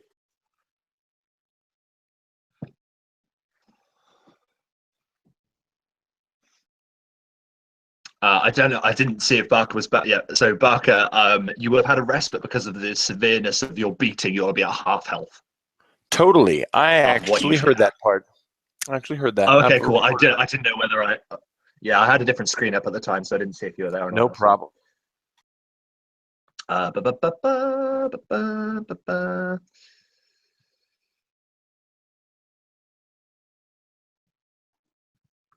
man. Breathtaking. I felt dirty saying those things. You're a son of a bitch. Slimy. Yeah. I just felt like inspired from your games, Lloyd. It was the perfect thing for that. It's exactly what that fucking slime ball would do, though. It was just, I know it sucks, but it was beautiful at the same time. But now he looks like Commodus in my head, right? He just looks exactly like it's totally ripped out Gladiator. Yeah, a mile away. A mile away. Like he goes in for the embrace. It's like, oh god, oh no. I was waiting to smile for me now, brother. Yeah, not exactly. Yeah. Oh man. Lucas, you got my Facebook message, did you? I did. Yeah, I'm just replying now. Oh, yeah. I see. Yeah.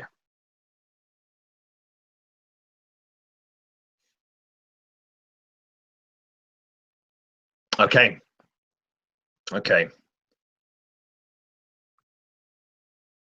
Great. Okay. Are we ready? It is mid-morning, and Taxes, Card, you have basically just been left where you were. Like, you've been guarded, but like there's basically been an hour's recess where Marius has been taken away, presumably to be armored up, and given his weapon. And is there anything that you two would have been doing in that time before we begin? No. I think that the only thing that Taxes is probably doing is checking up on Card. Like, he wants to fight.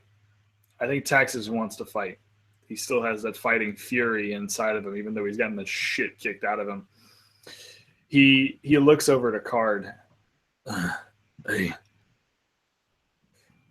brother, right? And you see, like, he just starts. He's basically sitting over in the corner puking blood. But he like looks over. You're gonna live.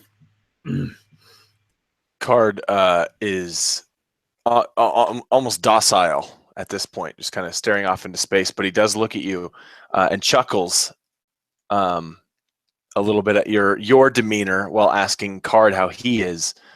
But he just lets out an affirmation moan, a little and a nod. I think that it's in this opportunity, like the night before, the hour before, that I think Taxes may have like gotten close to blacking out. He's gone in and out of consciousness a couple of times. But he looks at you, Card, and he says, Listen, I don't care what happens. I don't care what happens to me. But we are getting Marius out of here. We are getting Hexenhame out of here, and damn well I am getting you out of here. If I'm the last person to fall, I'm making it happen. Where do they take? Oh, just. and you can see him trying to focus and concentrate, like trying to see if he can still hear Aerx in his head. And he can't for some reason. I just wanna find Marius. And Card moves forward and kind of helps you because you're kind of, if you kind of keel over a little bit, he'll help you up. And he says, "You'll get your change. You'll get your change." And he spits blood, that putrid blood mess out of his mouth. And as Card is saying that, we will end that moment with Taxes closing his eyes for a second, just trying to steady himself again. And you feel your heart beat, getting faster. And you see a familiar sight in your mind's eye.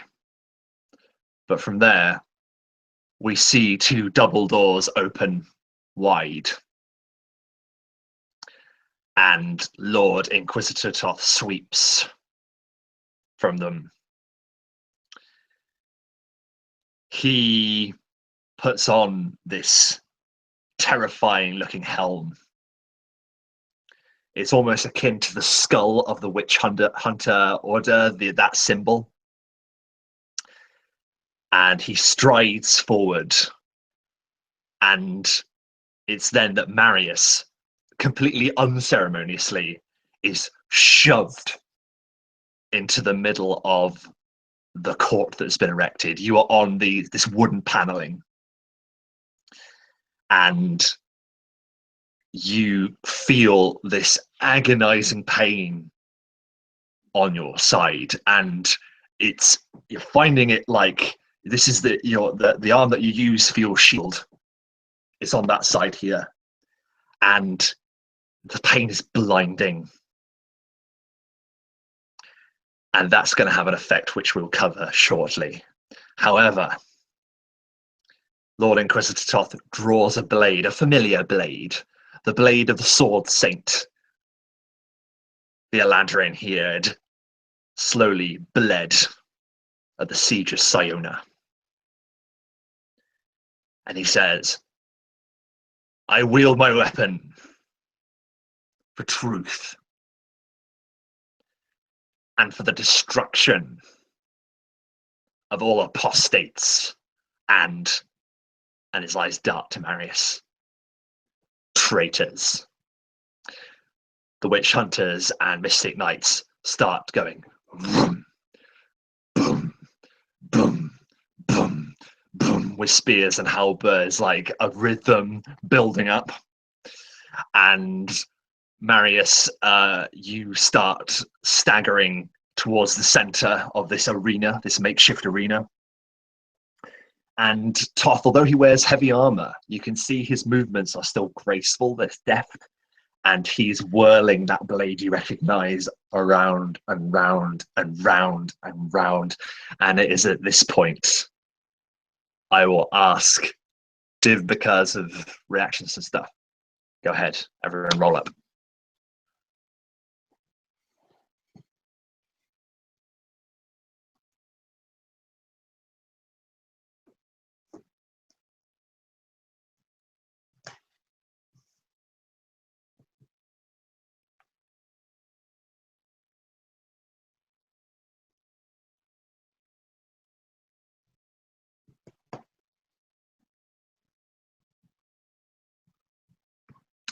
Okay, brilliant.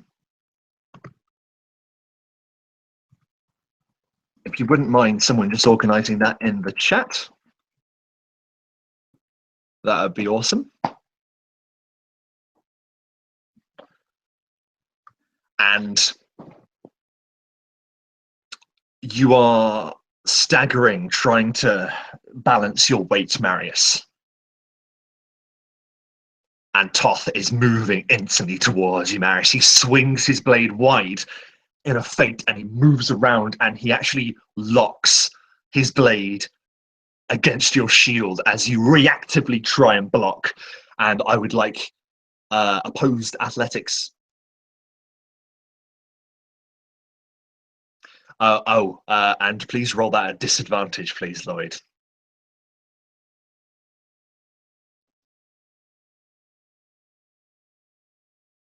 It's the whole pierced organs thing going on. That's the downside of that. It certainly is. And Toth almost easily strides forward in a couple of steps, locks his blade to your shield, and just shoves you over, Marius. You clatter to the ground. The pain in your side is unbelievable. It's coursing through your entire body. And he basically just glares down at you and says,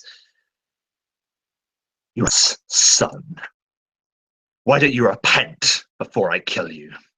And he actually is spending the rest of his move just speaking to you, basically goading you, like he doesn't feel threatened by you.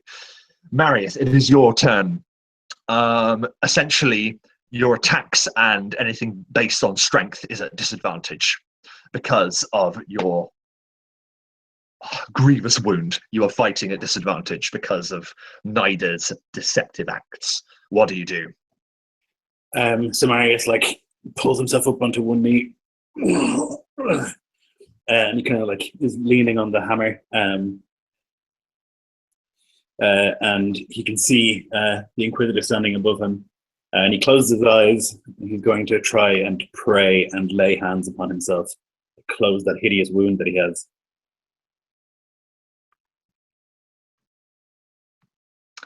Absolutely. You attempt to do so. And I would. Do you roll how much? Oh no, just a set amount, isn't it? Yeah, it's magical, I guess, but there's no roll involved or anything, you know. No, I know. It's you have a pool of hit points, don't you? Yes. So whatever you would be spending, half, double it would be applied right. to. Yeah. Okay, so I can spend 5 points usually to remove a condition. So I would spend 10. Is that right? To remove this. Yes. Yeah, you totally can. All right, mechanics out of the way. That's what I'll do. I'll lean on the hammer and I'll close my eyes and just breathe quietly to myself. You'll see his lips moving in a prayer to the old gods, and there'll be this strange sizzling noise that will come from inside the armor, and there'll be almost like a hideous sort of fleshy smoke coming from the neck of his armor as the wound seals. And Marius grunts, and you see his gauntlets tighten around the haft of the hammer. Having done that, he pushes himself up to stand in front of the Lord Inquisitor and looks at him and lifts his shield. And the Lord Inquisitor is staring at you, and you see a flicker of confusion across his face. He hasn't hit you yet. What?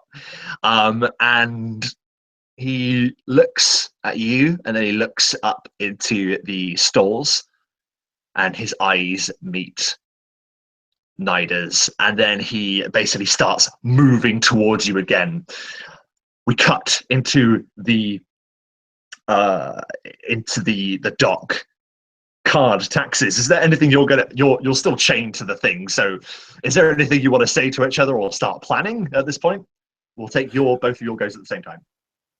Card is looking for. I imagine. Are we like right there on the side of things? Yeah, you're just up a few stairs, but you're definitely within good eye shot. You can see it all happening before you. Okay, great. So, Card would be eyeballing, I imagine, a nearby hunter or somebody who's distracted that has a weapon on their hip that's just kind of dangling there. Card can't reach it, but he wants to kind of examine the way that they're distracted, and maybe perhaps if Taxes can find some way to get them loosed, he can make a move for that person's weapon. So he's just looking at that person. Absolutely, and your eyes linger on this weapon, and it appears to be one of those weird crossbows with a winch on it that's sort of hanging on his side, and it looks like a peculiar kind of weapon. Taxes, is there anything, or are you sort of just like motion towards Card that you kind of know what he's going to do or going to try and do? I imagine that there's Card and Taxes have. I feel like they are slowly developing this sort of bond, where it's that, as Barker has said, there's this sort of unspoken communication, the way that Card talks, and it's very primal. It's very like just physical expression and features and stuff. And he looks at him, and there's like this conversation that they have with just their eyes. Yeah. And there's a little nod that comes from Taxes. And like you said just previously, there's that thumping of his heart, and it's almost that thumping turns into a drum beat, and it's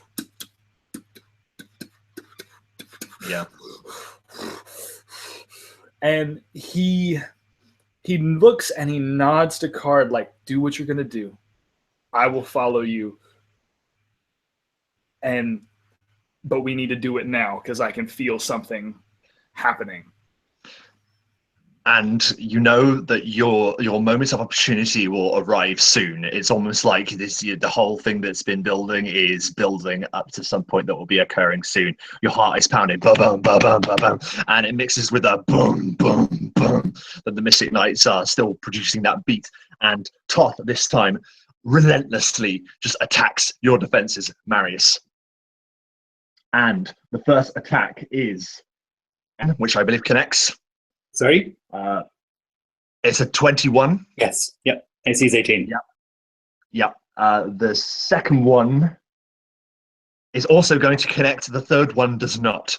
So 2 attacks just lance out. You go to raise your shield, and maybe you're still feeling sore from Naider's stab. But his blade basically slides past your defenses, and it seems deliberately goes into your arm and your thigh, as if he's almost trying you in total take.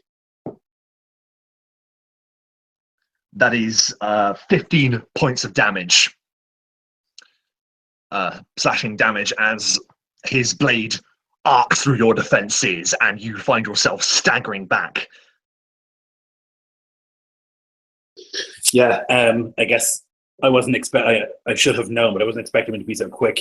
He wears this heavy plate, and I was expecting to be able to stand behind my shield like I do with everyone else that I've ever fought in my life, and just like let them tire themselves on that. But this is a different kind of fight. It certainly is. I will begin muttering under my breath again. I will say quietly to myself, by the old gods of the world, by the earth and of the wind, and by death and by life, I swear by those powers, strike this thing from the earth and deliver its black soul into the abyss. And that's my oath of enmity. So I can attack with advantage, which I will do so now. Perfect. Okay, so that one is a 21. Connects. That one is a 24. So yeah, 2. Both connects. I will smite. I will raise the hammer high, and there will be a sonic boom as I use my Wrath of the Witch Hunter to strike this hideous creature from the earth. So I will smite on both of those bad boys.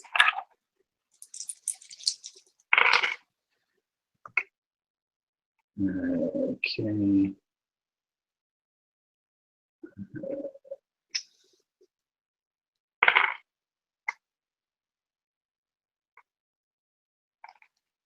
Sorry, it's a lot. That's fine. That's fine. I'm tense. 36 points of damage total. And how is it sending him sort of reeling back? I believe he's got to make a save as well if it was a thunderous one, isn't it? It was just a normal smite. I didn't use any. Oh, I see. I didn't want to risk casting a spell. So the hammer comes back and it like ignites almost. There's like a boom. And I guess you would hear maybe some of the armor around rattle, like the chains and the flags would blow in the wind, the banners. And then as like the power coalesces around the hammer, it like strikes down. Boom, one to the knee of Lord Toth. But he stands firm, even with this brutal strike. And the second one then is a backhanded strike, catches him in the right shoulder. And there's like a crumple of the pauldron.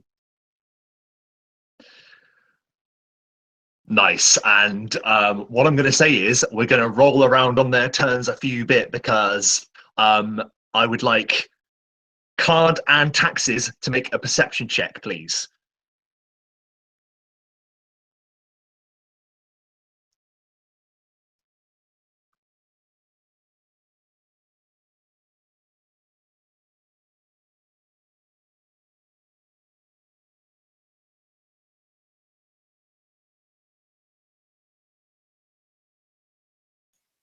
Okay, so that's Barker's. Chad's, what's yours? Taxes. It's weird, and we'll address this in a moment, but it's almost like you catch something in the corner of your eye across the courtyard. We're back to the top of the round. Toth has been struck by 2 of your attacks, and the second one, the backhanded one, actually sends him twirling from the impact. But as he does, reflexively, his blade arcs out, so it spins back towards your chest. And that's 1, 2, 3 attacks connect. And he is going to return in kind. It's almost like his weapon captures some of the power that you blasted into him, and he goes to then reflect it back at you in one of his attacks. So that is 16 slashing damage. And let me see. And 16 radiant damage as that pours into your body, and you are basically staggered back from his attack. He slices deep into the chest, and there's this gurt of blood, and Marius stumbles backwards and falls onto his back with a clang, unconscious.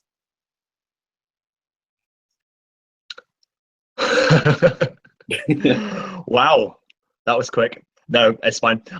We in that case, it is your turn, so we go straight to your death saving throw. I guess you better head. 20. It's 16. I'm going to use my inspiration to reroll it in the hopes of getting a 20. A 20. Come on. That's 5. Damn. Yeah, so you see the world spin in front of you. He basically just puts you down, just whirls around, bam, and you just collapse to the floor. And I'll say that you're still conscious, but you're just incapacitated. You're down. And he bears over you and says, "My son, look what you've made me do." Then do it. And he raises his blade. Taxes. the thing that you spot, and you're able to nudge Card and sort of nod. You see a disembodied hand crawling up towards your restraints, under basically the thing that you've been standing on. Locris, I would like you to perform a sleight of hand to see if you can free the chain and release both Card and Taxes. All right, here we go. Here we go. Natural 20. Oh my goodness me. The shackles just drop, and there is a pause where Toth is basically raised his blade like that, and he's about to basically execute Marius. Card, it is your turn. It doesn't take long for Card to feel the pistol grip of this crossbow-like mechanism in his grasp after being released from his bonds. He pulls it off of the hip of this being he couldn't pick him out of a lineup. He doesn't pay enough attention to him. It's immediately raised up to the foe of Marius, and the trigger is pulled. I'm gonna use my point of inspiration to do it. Yeah, rage attack, man. Okay, all right. My range is pretty garbage. So, wow, both of them are 13s. Plus 1 is a 14. I do not. Oh, and I know I am proficient. So wait, am I? Yes, all simple. Right? Is this a simple / martial weapon, Rob? Yes, it is. I'll say it. What is this thing? All right, great. So then we'll just go ahead and say 17. That's what we'll say. So it doesn't hurt him, but it does connect. It just hits into his armor. And what this does is the bolt from this crossbow launches, but basically this metal wire attached to it fires out. This is a grapple bow, and this is a weapon used by the witch hunters to basically pin people in place and wind them in. And this thing just flies out and just smacks him and like sort of deflects across his armor. You can see that there is a lever on the side that would be used to attract it back or dislodge it and then load another one and fire. So it's up to you what you do with that. But yeah, the first shot glances off him and he sort of stops and he turns and he sees what's going on. You have another attack, I think, though. So what you want to do with that is entirely up to you, Card. Well, this is an awkward moment. As he thought it's very awkward. It's like the equivalent of a flare gun. It just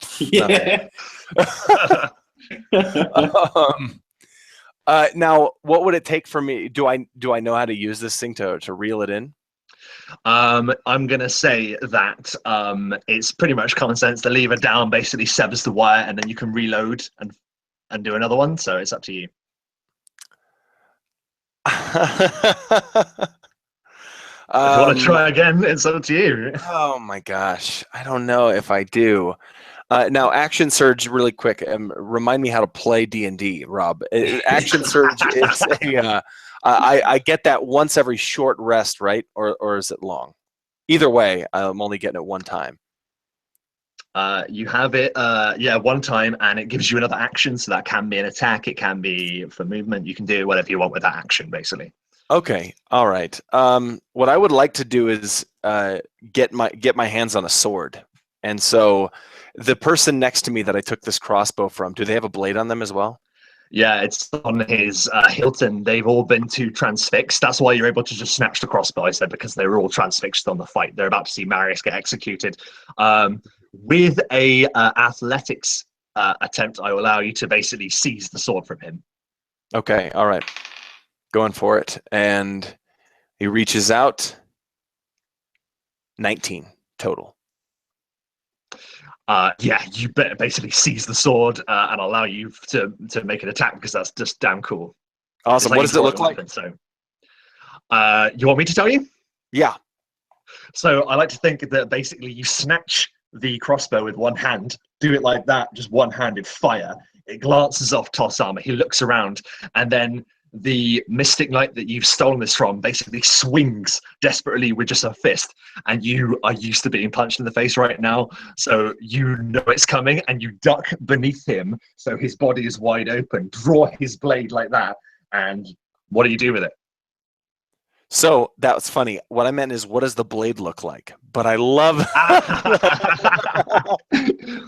It looks like a ornately carved steel blade with a hint of silver inlaid into it.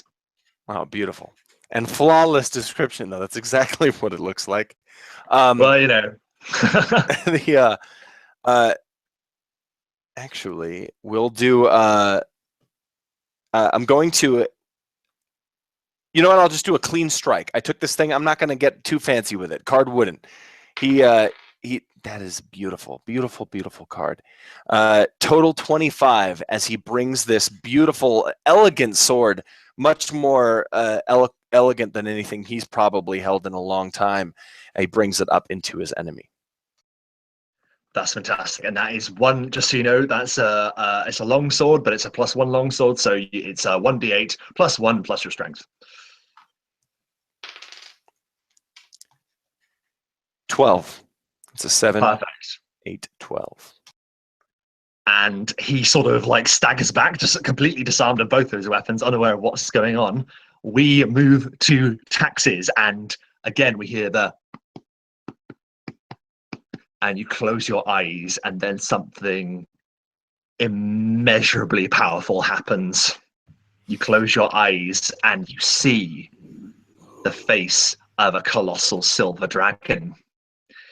And finally, after all of this time, Taxes remembers something.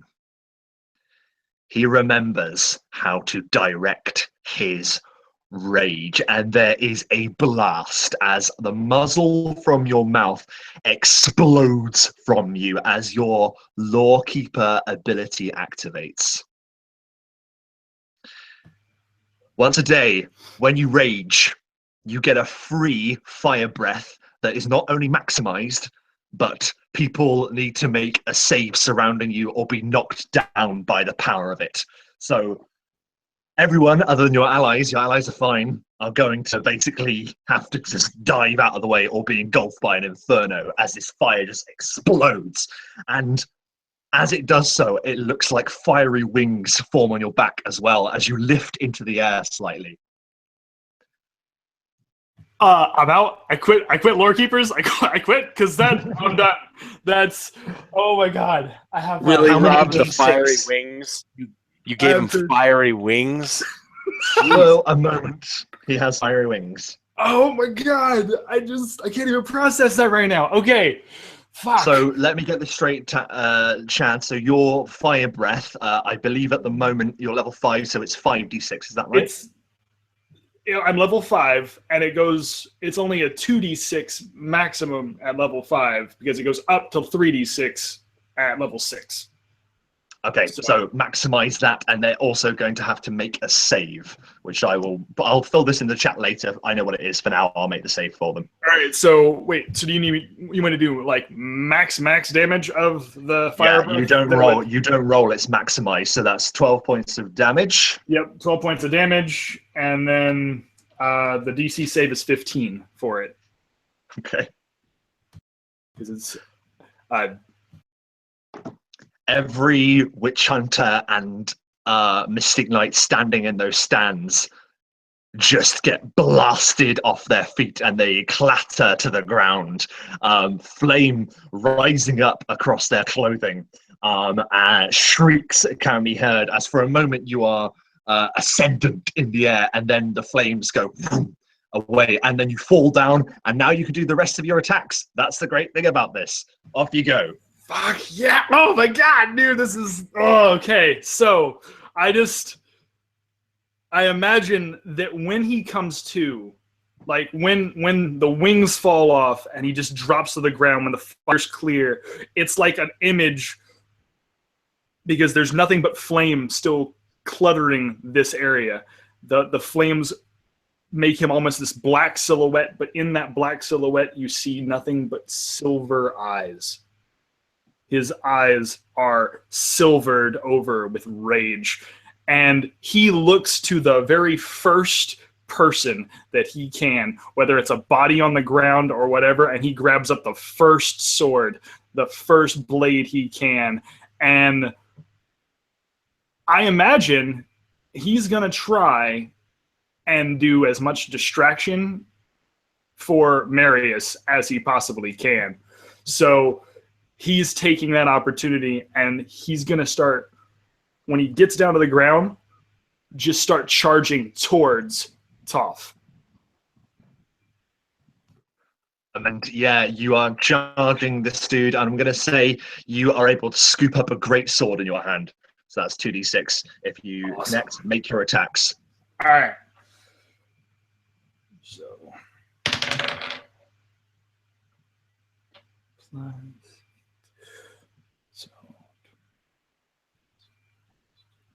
22 to hit Next. for the first attack. Okay. That's one. First one.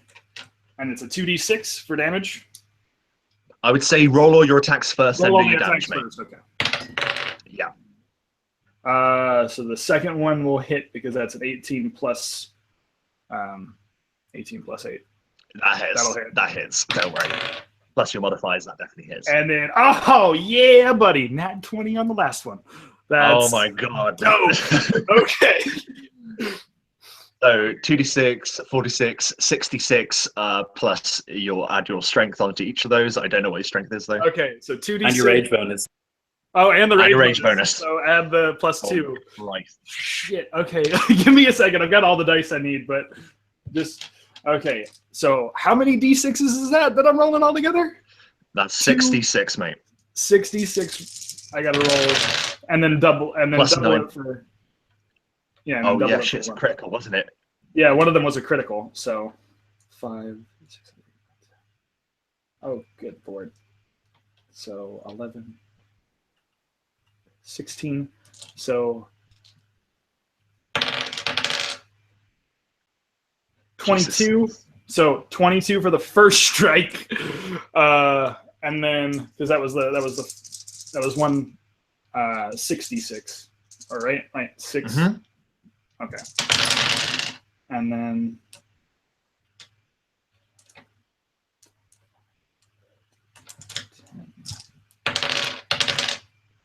$13 for the second, and then this is the crit.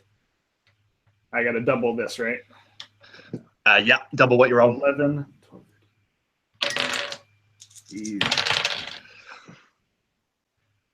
So double 19. It's going to be 30 or 28, 30. or no, 30. Look at us all struggling to do basic math. Sorry, I can't do. It's too early. It's too early. I can't do basic math when it's too much. Okay. 19, 22, 13, 32. 38. Yes, that's it. Oh, 38. Oh, Sorry. goodness. 38. So, Okay. Taxes. You basically explode this fiery energy across the entire court. Basically, flames leap up everywhere, now making this arena sealed off from the rest of the witch hunters and the mystic knights. And Card, I'm going to say, is able to be free of this. You're not burnt alive in the stalls, don't worry. And Taxes, you just wail into the side of Toth. This Marius basically looking at you, see Taxes just sail into him, slamming this great sword, which is licking with flames that have been caught from this this devastating attack, as Taxes unleashes his rage. We now move over. I've lost the initiative because there's so much math in the chat. Right. It is now Aerx. Aerx, where have you been hiding this whole time? Picking himself up off of the ground, we see a mystic knight that is not a mystic knight. We see the disguised form of Aerx. We see a steel wand appear in his hand. As he turns, the Mystic Knights see their ally turn to them and begin bellowing in a voice that is not his own. You fools! You stand against the Lorekeepers! We defeated the Deep Lantern Kraken!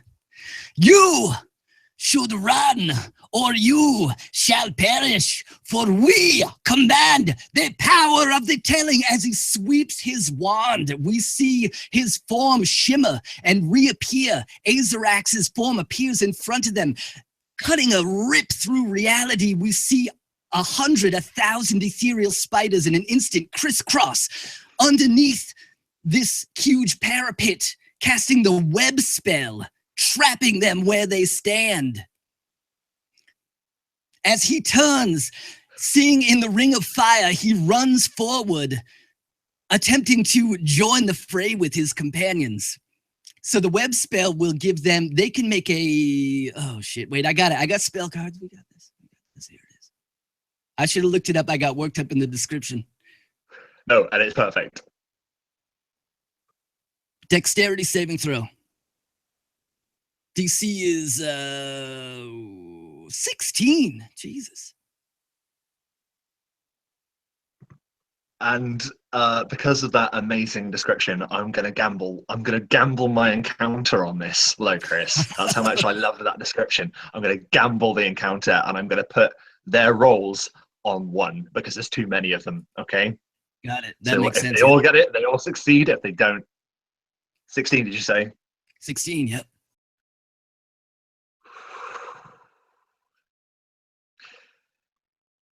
Chaos grips the heart of the Mystic Knights and the Witch Hunters. And I always like to think that as Aerx is shouting this, like he is almost like this unreal form of this Mystic Knight with this swirling energy. And as he's speaking, behind you, Grim is lifting into the air, and the yellow energy that you've become so familiar with starts covering the battlefield. They freak out. They can't move. These spiders are running across their faces, and they're like, and they are restrained, other than those who are still within the fire. I would like you to add this person to the initiative, if you wouldn't mind, because then a voice, a disembodied voice, echoes from around the keep. It is the voice of Virion, the moon elf, the member of the rogue arcane that has been spending years concentrating enough to cast 1 spell. Years. 2 things happen.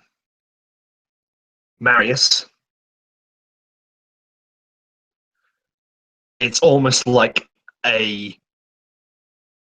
Sorry, I just saw in the chat, Mark put prestidigitation. It's not prestidigitation.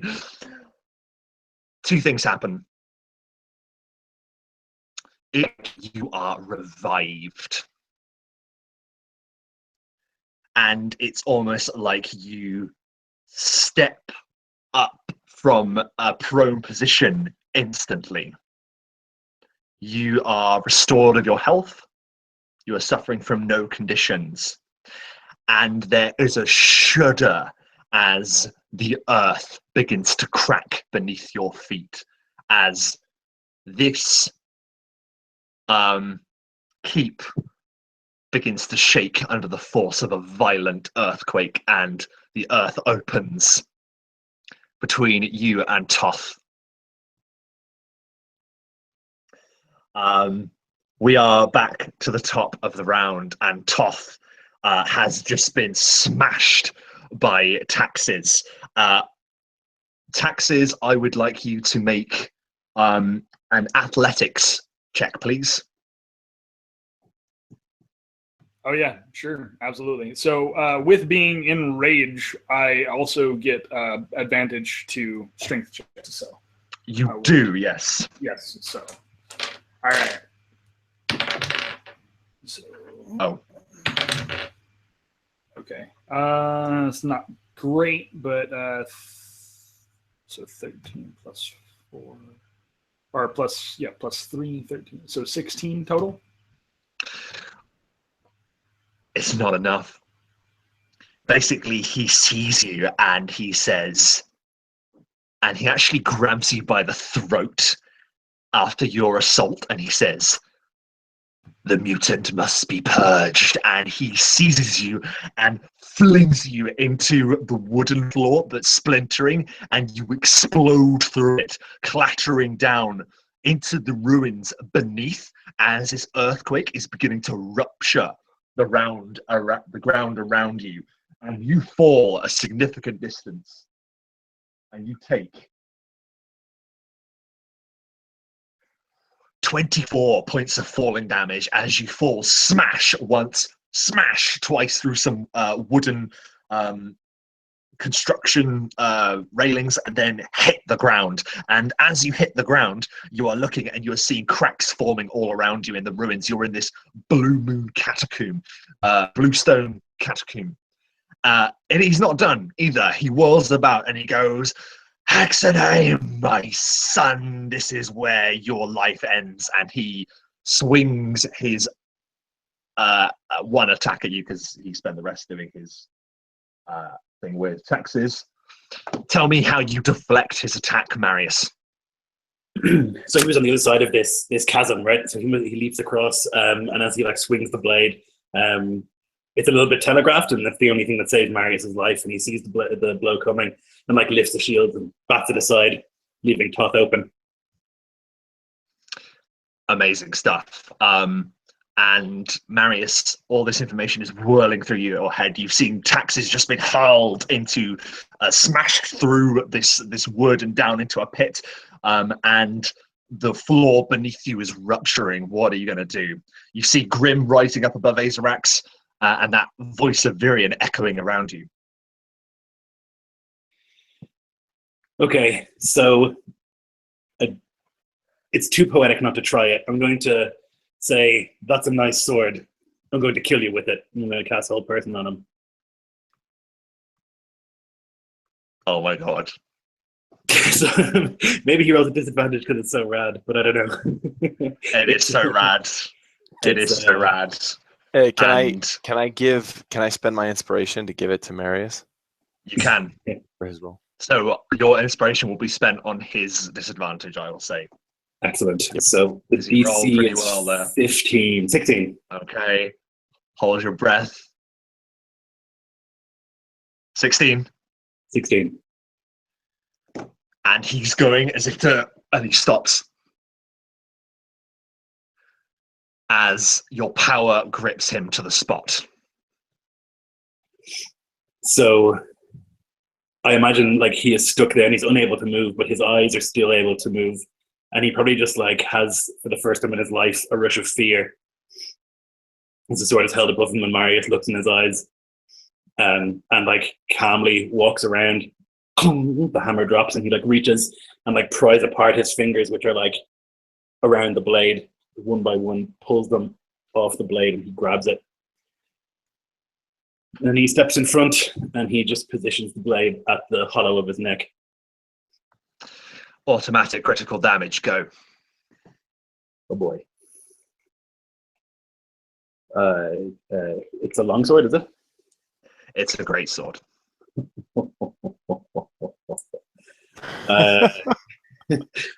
Well, obviously I'll be smiting. The moment that Lloyd laughs, like that cackle laugh, it just makes me smile like a kid. Good.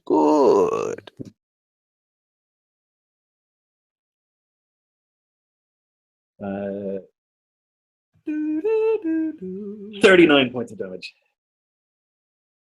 What does it look like when you kill High Lord Inquisitor Toth? A look of just utter disbelief comes across Marius's face. He thought this was impossible, but this man was actually maybe an aspect of the God King, as far as Marius was concerned. And there's just a moment of where he has the sword to the hollow in his neck, and he's not sure if he should do it. Like, does this make him as bad for killing this helpless man now? But then he thinks of all of the lives that this Inquisitor has forced others to take, and all the lives he himself has taken, and the joy and mirth he has felt in doing so. And he like takes the blade and rams it through the neck, and pulls it back out. He's paralyzed, so he stands there still, just like the Sword Saint, as his lifeblood drains from his neck. And although paralyzed, his lips frozen to the spot, he is able to gurgle one word. Son.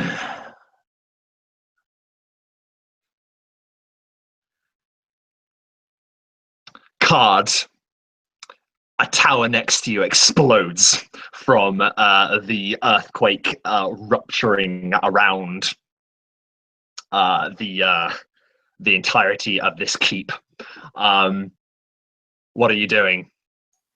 If it's causing this chaos to where everyone's just kind of like scattering and there's no immediate threats on me, then what Card will do is just make way to Marius. He's going to make a hole and just start charging through people to get to him as kind of a center point for the party's escape.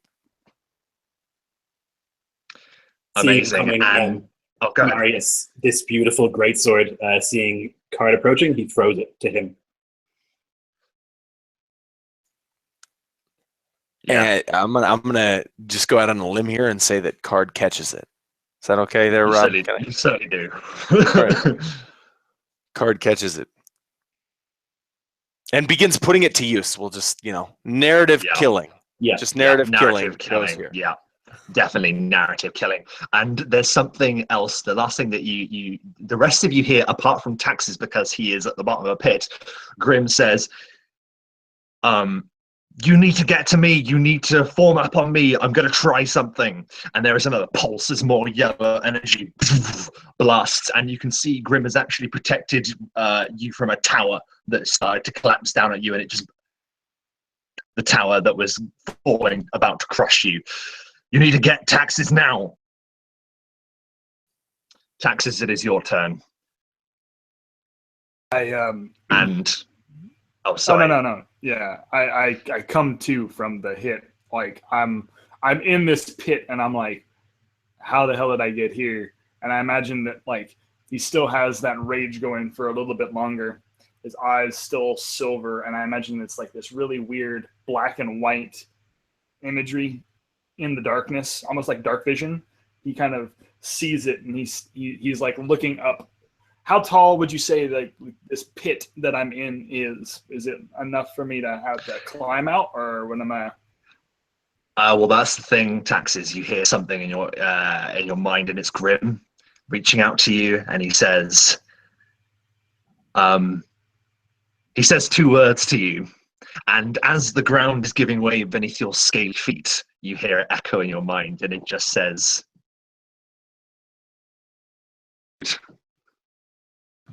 Yes. So yeah. As you're basically noticing that rocks are beginning to fall, and you realize that you're going to have to jump and climb up falling bits of debris to get out before this whole thing collapses. Athletics or acrobatics, please.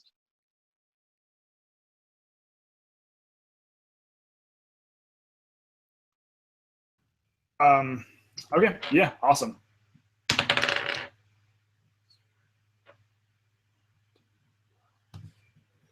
Okay, so 14 plus 6. So yeah, it'd be 23 with my current rage. Or no, wait, no, sorry, 20 with the 20. That's great, and that is enough. And like I say, like bits of debris are falling towards you, and you are basically able to jump on all fours, grab onto one bit of it, climb over the top of it, and jump as things are falling.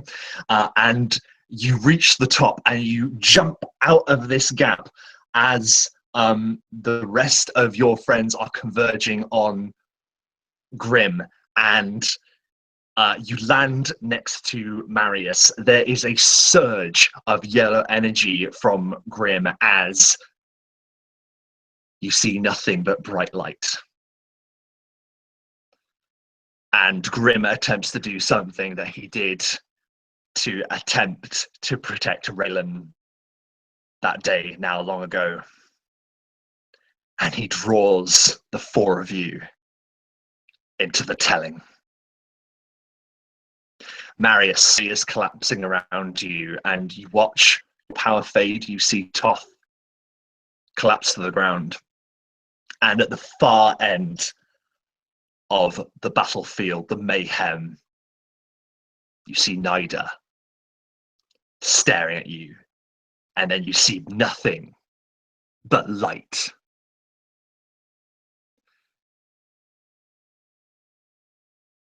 Elsewhere, free realm, the kingdom of Farwide, we see a ruined tower.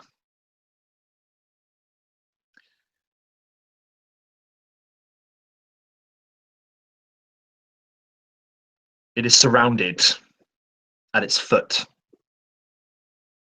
by a number of silver guard forces.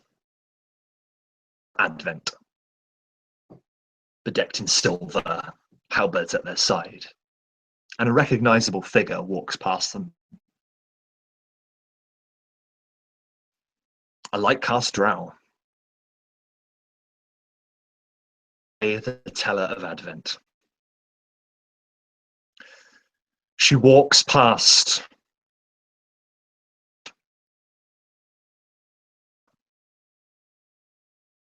up some stairs, and we see a huge observation window. And beyond it, we see a needle-like mountain jutting from the ground with a huge black ball of energy revolving around it. This window, with rubble and moss decorating the floor.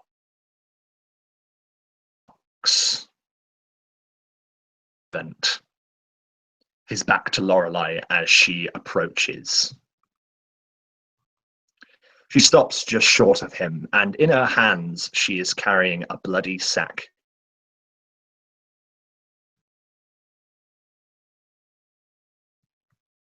Echoes around the chamber.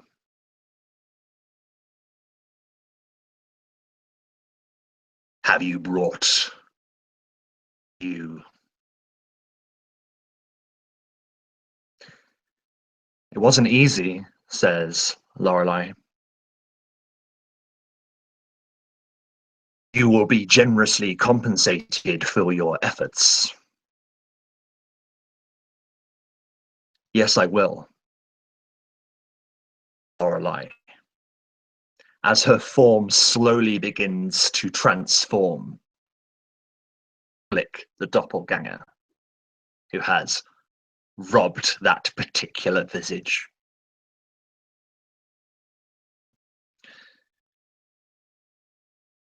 As were you successful in making the switch and applying the you were provided with?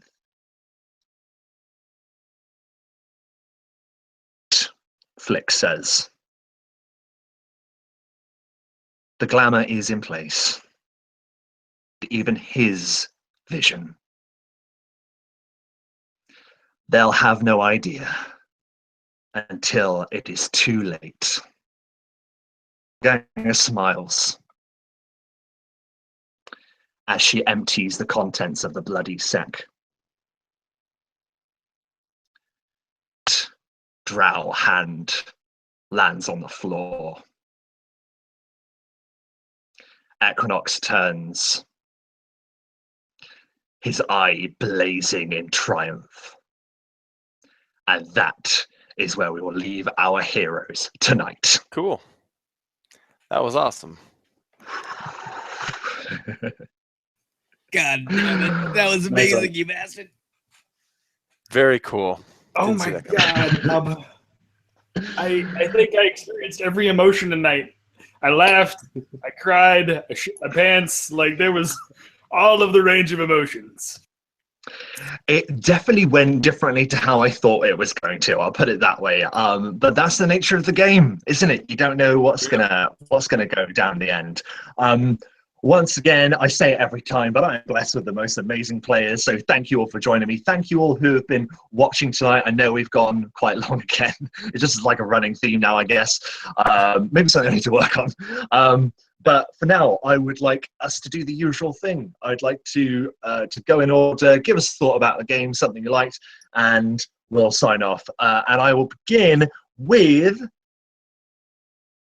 Chad. Whew, man. Okay.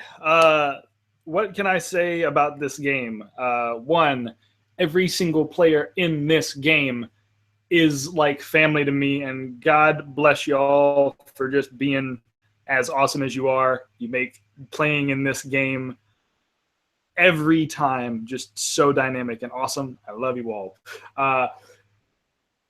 Things that I enjoyed, everything. I have nothing else to say other than that, because like every little small moment was big to me even then. My name is Chad. You guys can find me over at Chad Nick on YouTube, KNICK. And you can also find me at gastrogamer.org, where I post up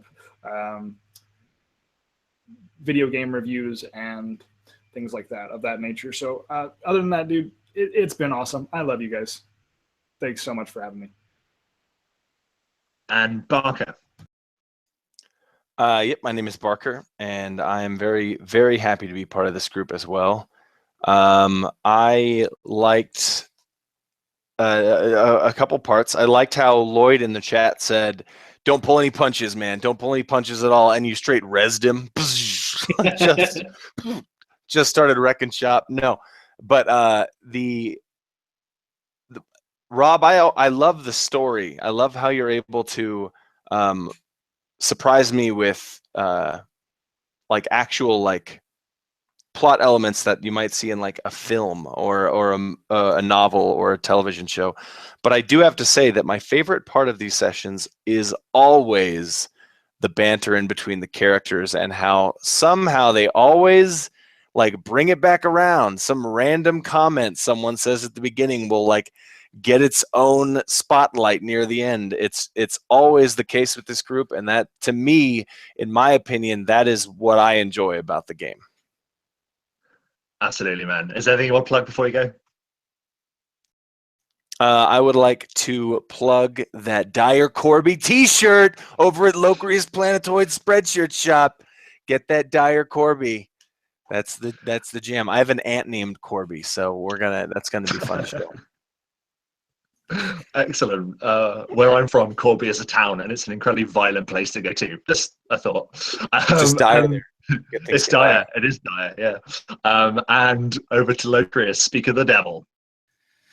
Oh, man. So I was on this site. It's called Cobalt Fight Club, and it's a site that you can use to build your encounters for a D&D game, and I was looking at low-level undead, and this thing popped up. It was called Crawling Claw, so I looked it up, and it's a fucking crawling disembodied, like, CR0 hand. And I was like, "Hey, Rob, can I have my own 7 hand as my familiar?" And he was like, "Fuck yes, you can." I was not expecting the switch at the end, though. That was some shit. Anyway, my name is Locrius. I love playing in this game. It touches on all the things that I love. It's just great, man. It's awesome. It's like I'm playing in a movie, and it's thanks to the amazing players and just the fucking stellar dungeon mastering. It's great. I love it. Well, also really quick, I don't want to mean to step in, but well, I do. But Rob said, the game always goes in a direction he didn't expect, and Locrius, that's like 90% you. Like that's always the the cool turns and stuff are all like Locrius. I mean, I didn't for one, like, I absolutely adore, like, I wasn't going to let it happen, but like, I didn't for 1 second think that Aerx was sort of just going to be like stealthily moving his way around the keep like the whole time. I just loved that. I loved that. That was so cool. So yeah, always from unexpected stuff from Locrius. And finally, the man of the hour, the trialed, the witch hunter himself. Lloyd. Yeah, it was great. I had a lot of fun. I got to be a lawyer, which was really surprisingly fun. Pulling like bits out of books that don't exist was really satisfying to me for some reason. I love that. I love the cyclical nature of the whole thing, that like it ended the way for him that he had, you know, like he had made this whole thing and we had at the start. It felt really good. Also heartbroken to like kill my dad. That sucked. Like, I didn't think that, but he did, and that was heartbreaking. Yeah, it's just fucking great. Yeah, amazing. And I just want to point out, like, I mean, there's so much that I wasn't able to put into this. Lloyd, basically, when Lloyd found out that we were going to start exploring the witch hunters, I have a feeling they're going to be a reoccurring threat. But Lloyd just sent me like basically the entire history of the witch hunters, and basically did. Lloyd and I did exactly what me and Lorekeepers did before with the Underdark, was we collaborated, and it made it so much richer, and there were so many details that I wouldn't have been able to like pull out for this game if we hadn't done that. So thanks for that, man. That was awesome, and I hope to do it again with everyone at some point. And for those of you watching, thank you ever so much for your support and watching us. It's great fun. And to those of you after the fact, if you would like this video, give it a like. If you'd like to see more like it, give me a subscribe. Or not, we are all friends here, or are we? Wink. There we go. Bless them. They humour me. That's all I'll say. But anyway, thanks for watching, and I hope that all of your performances are up to standard. Peace.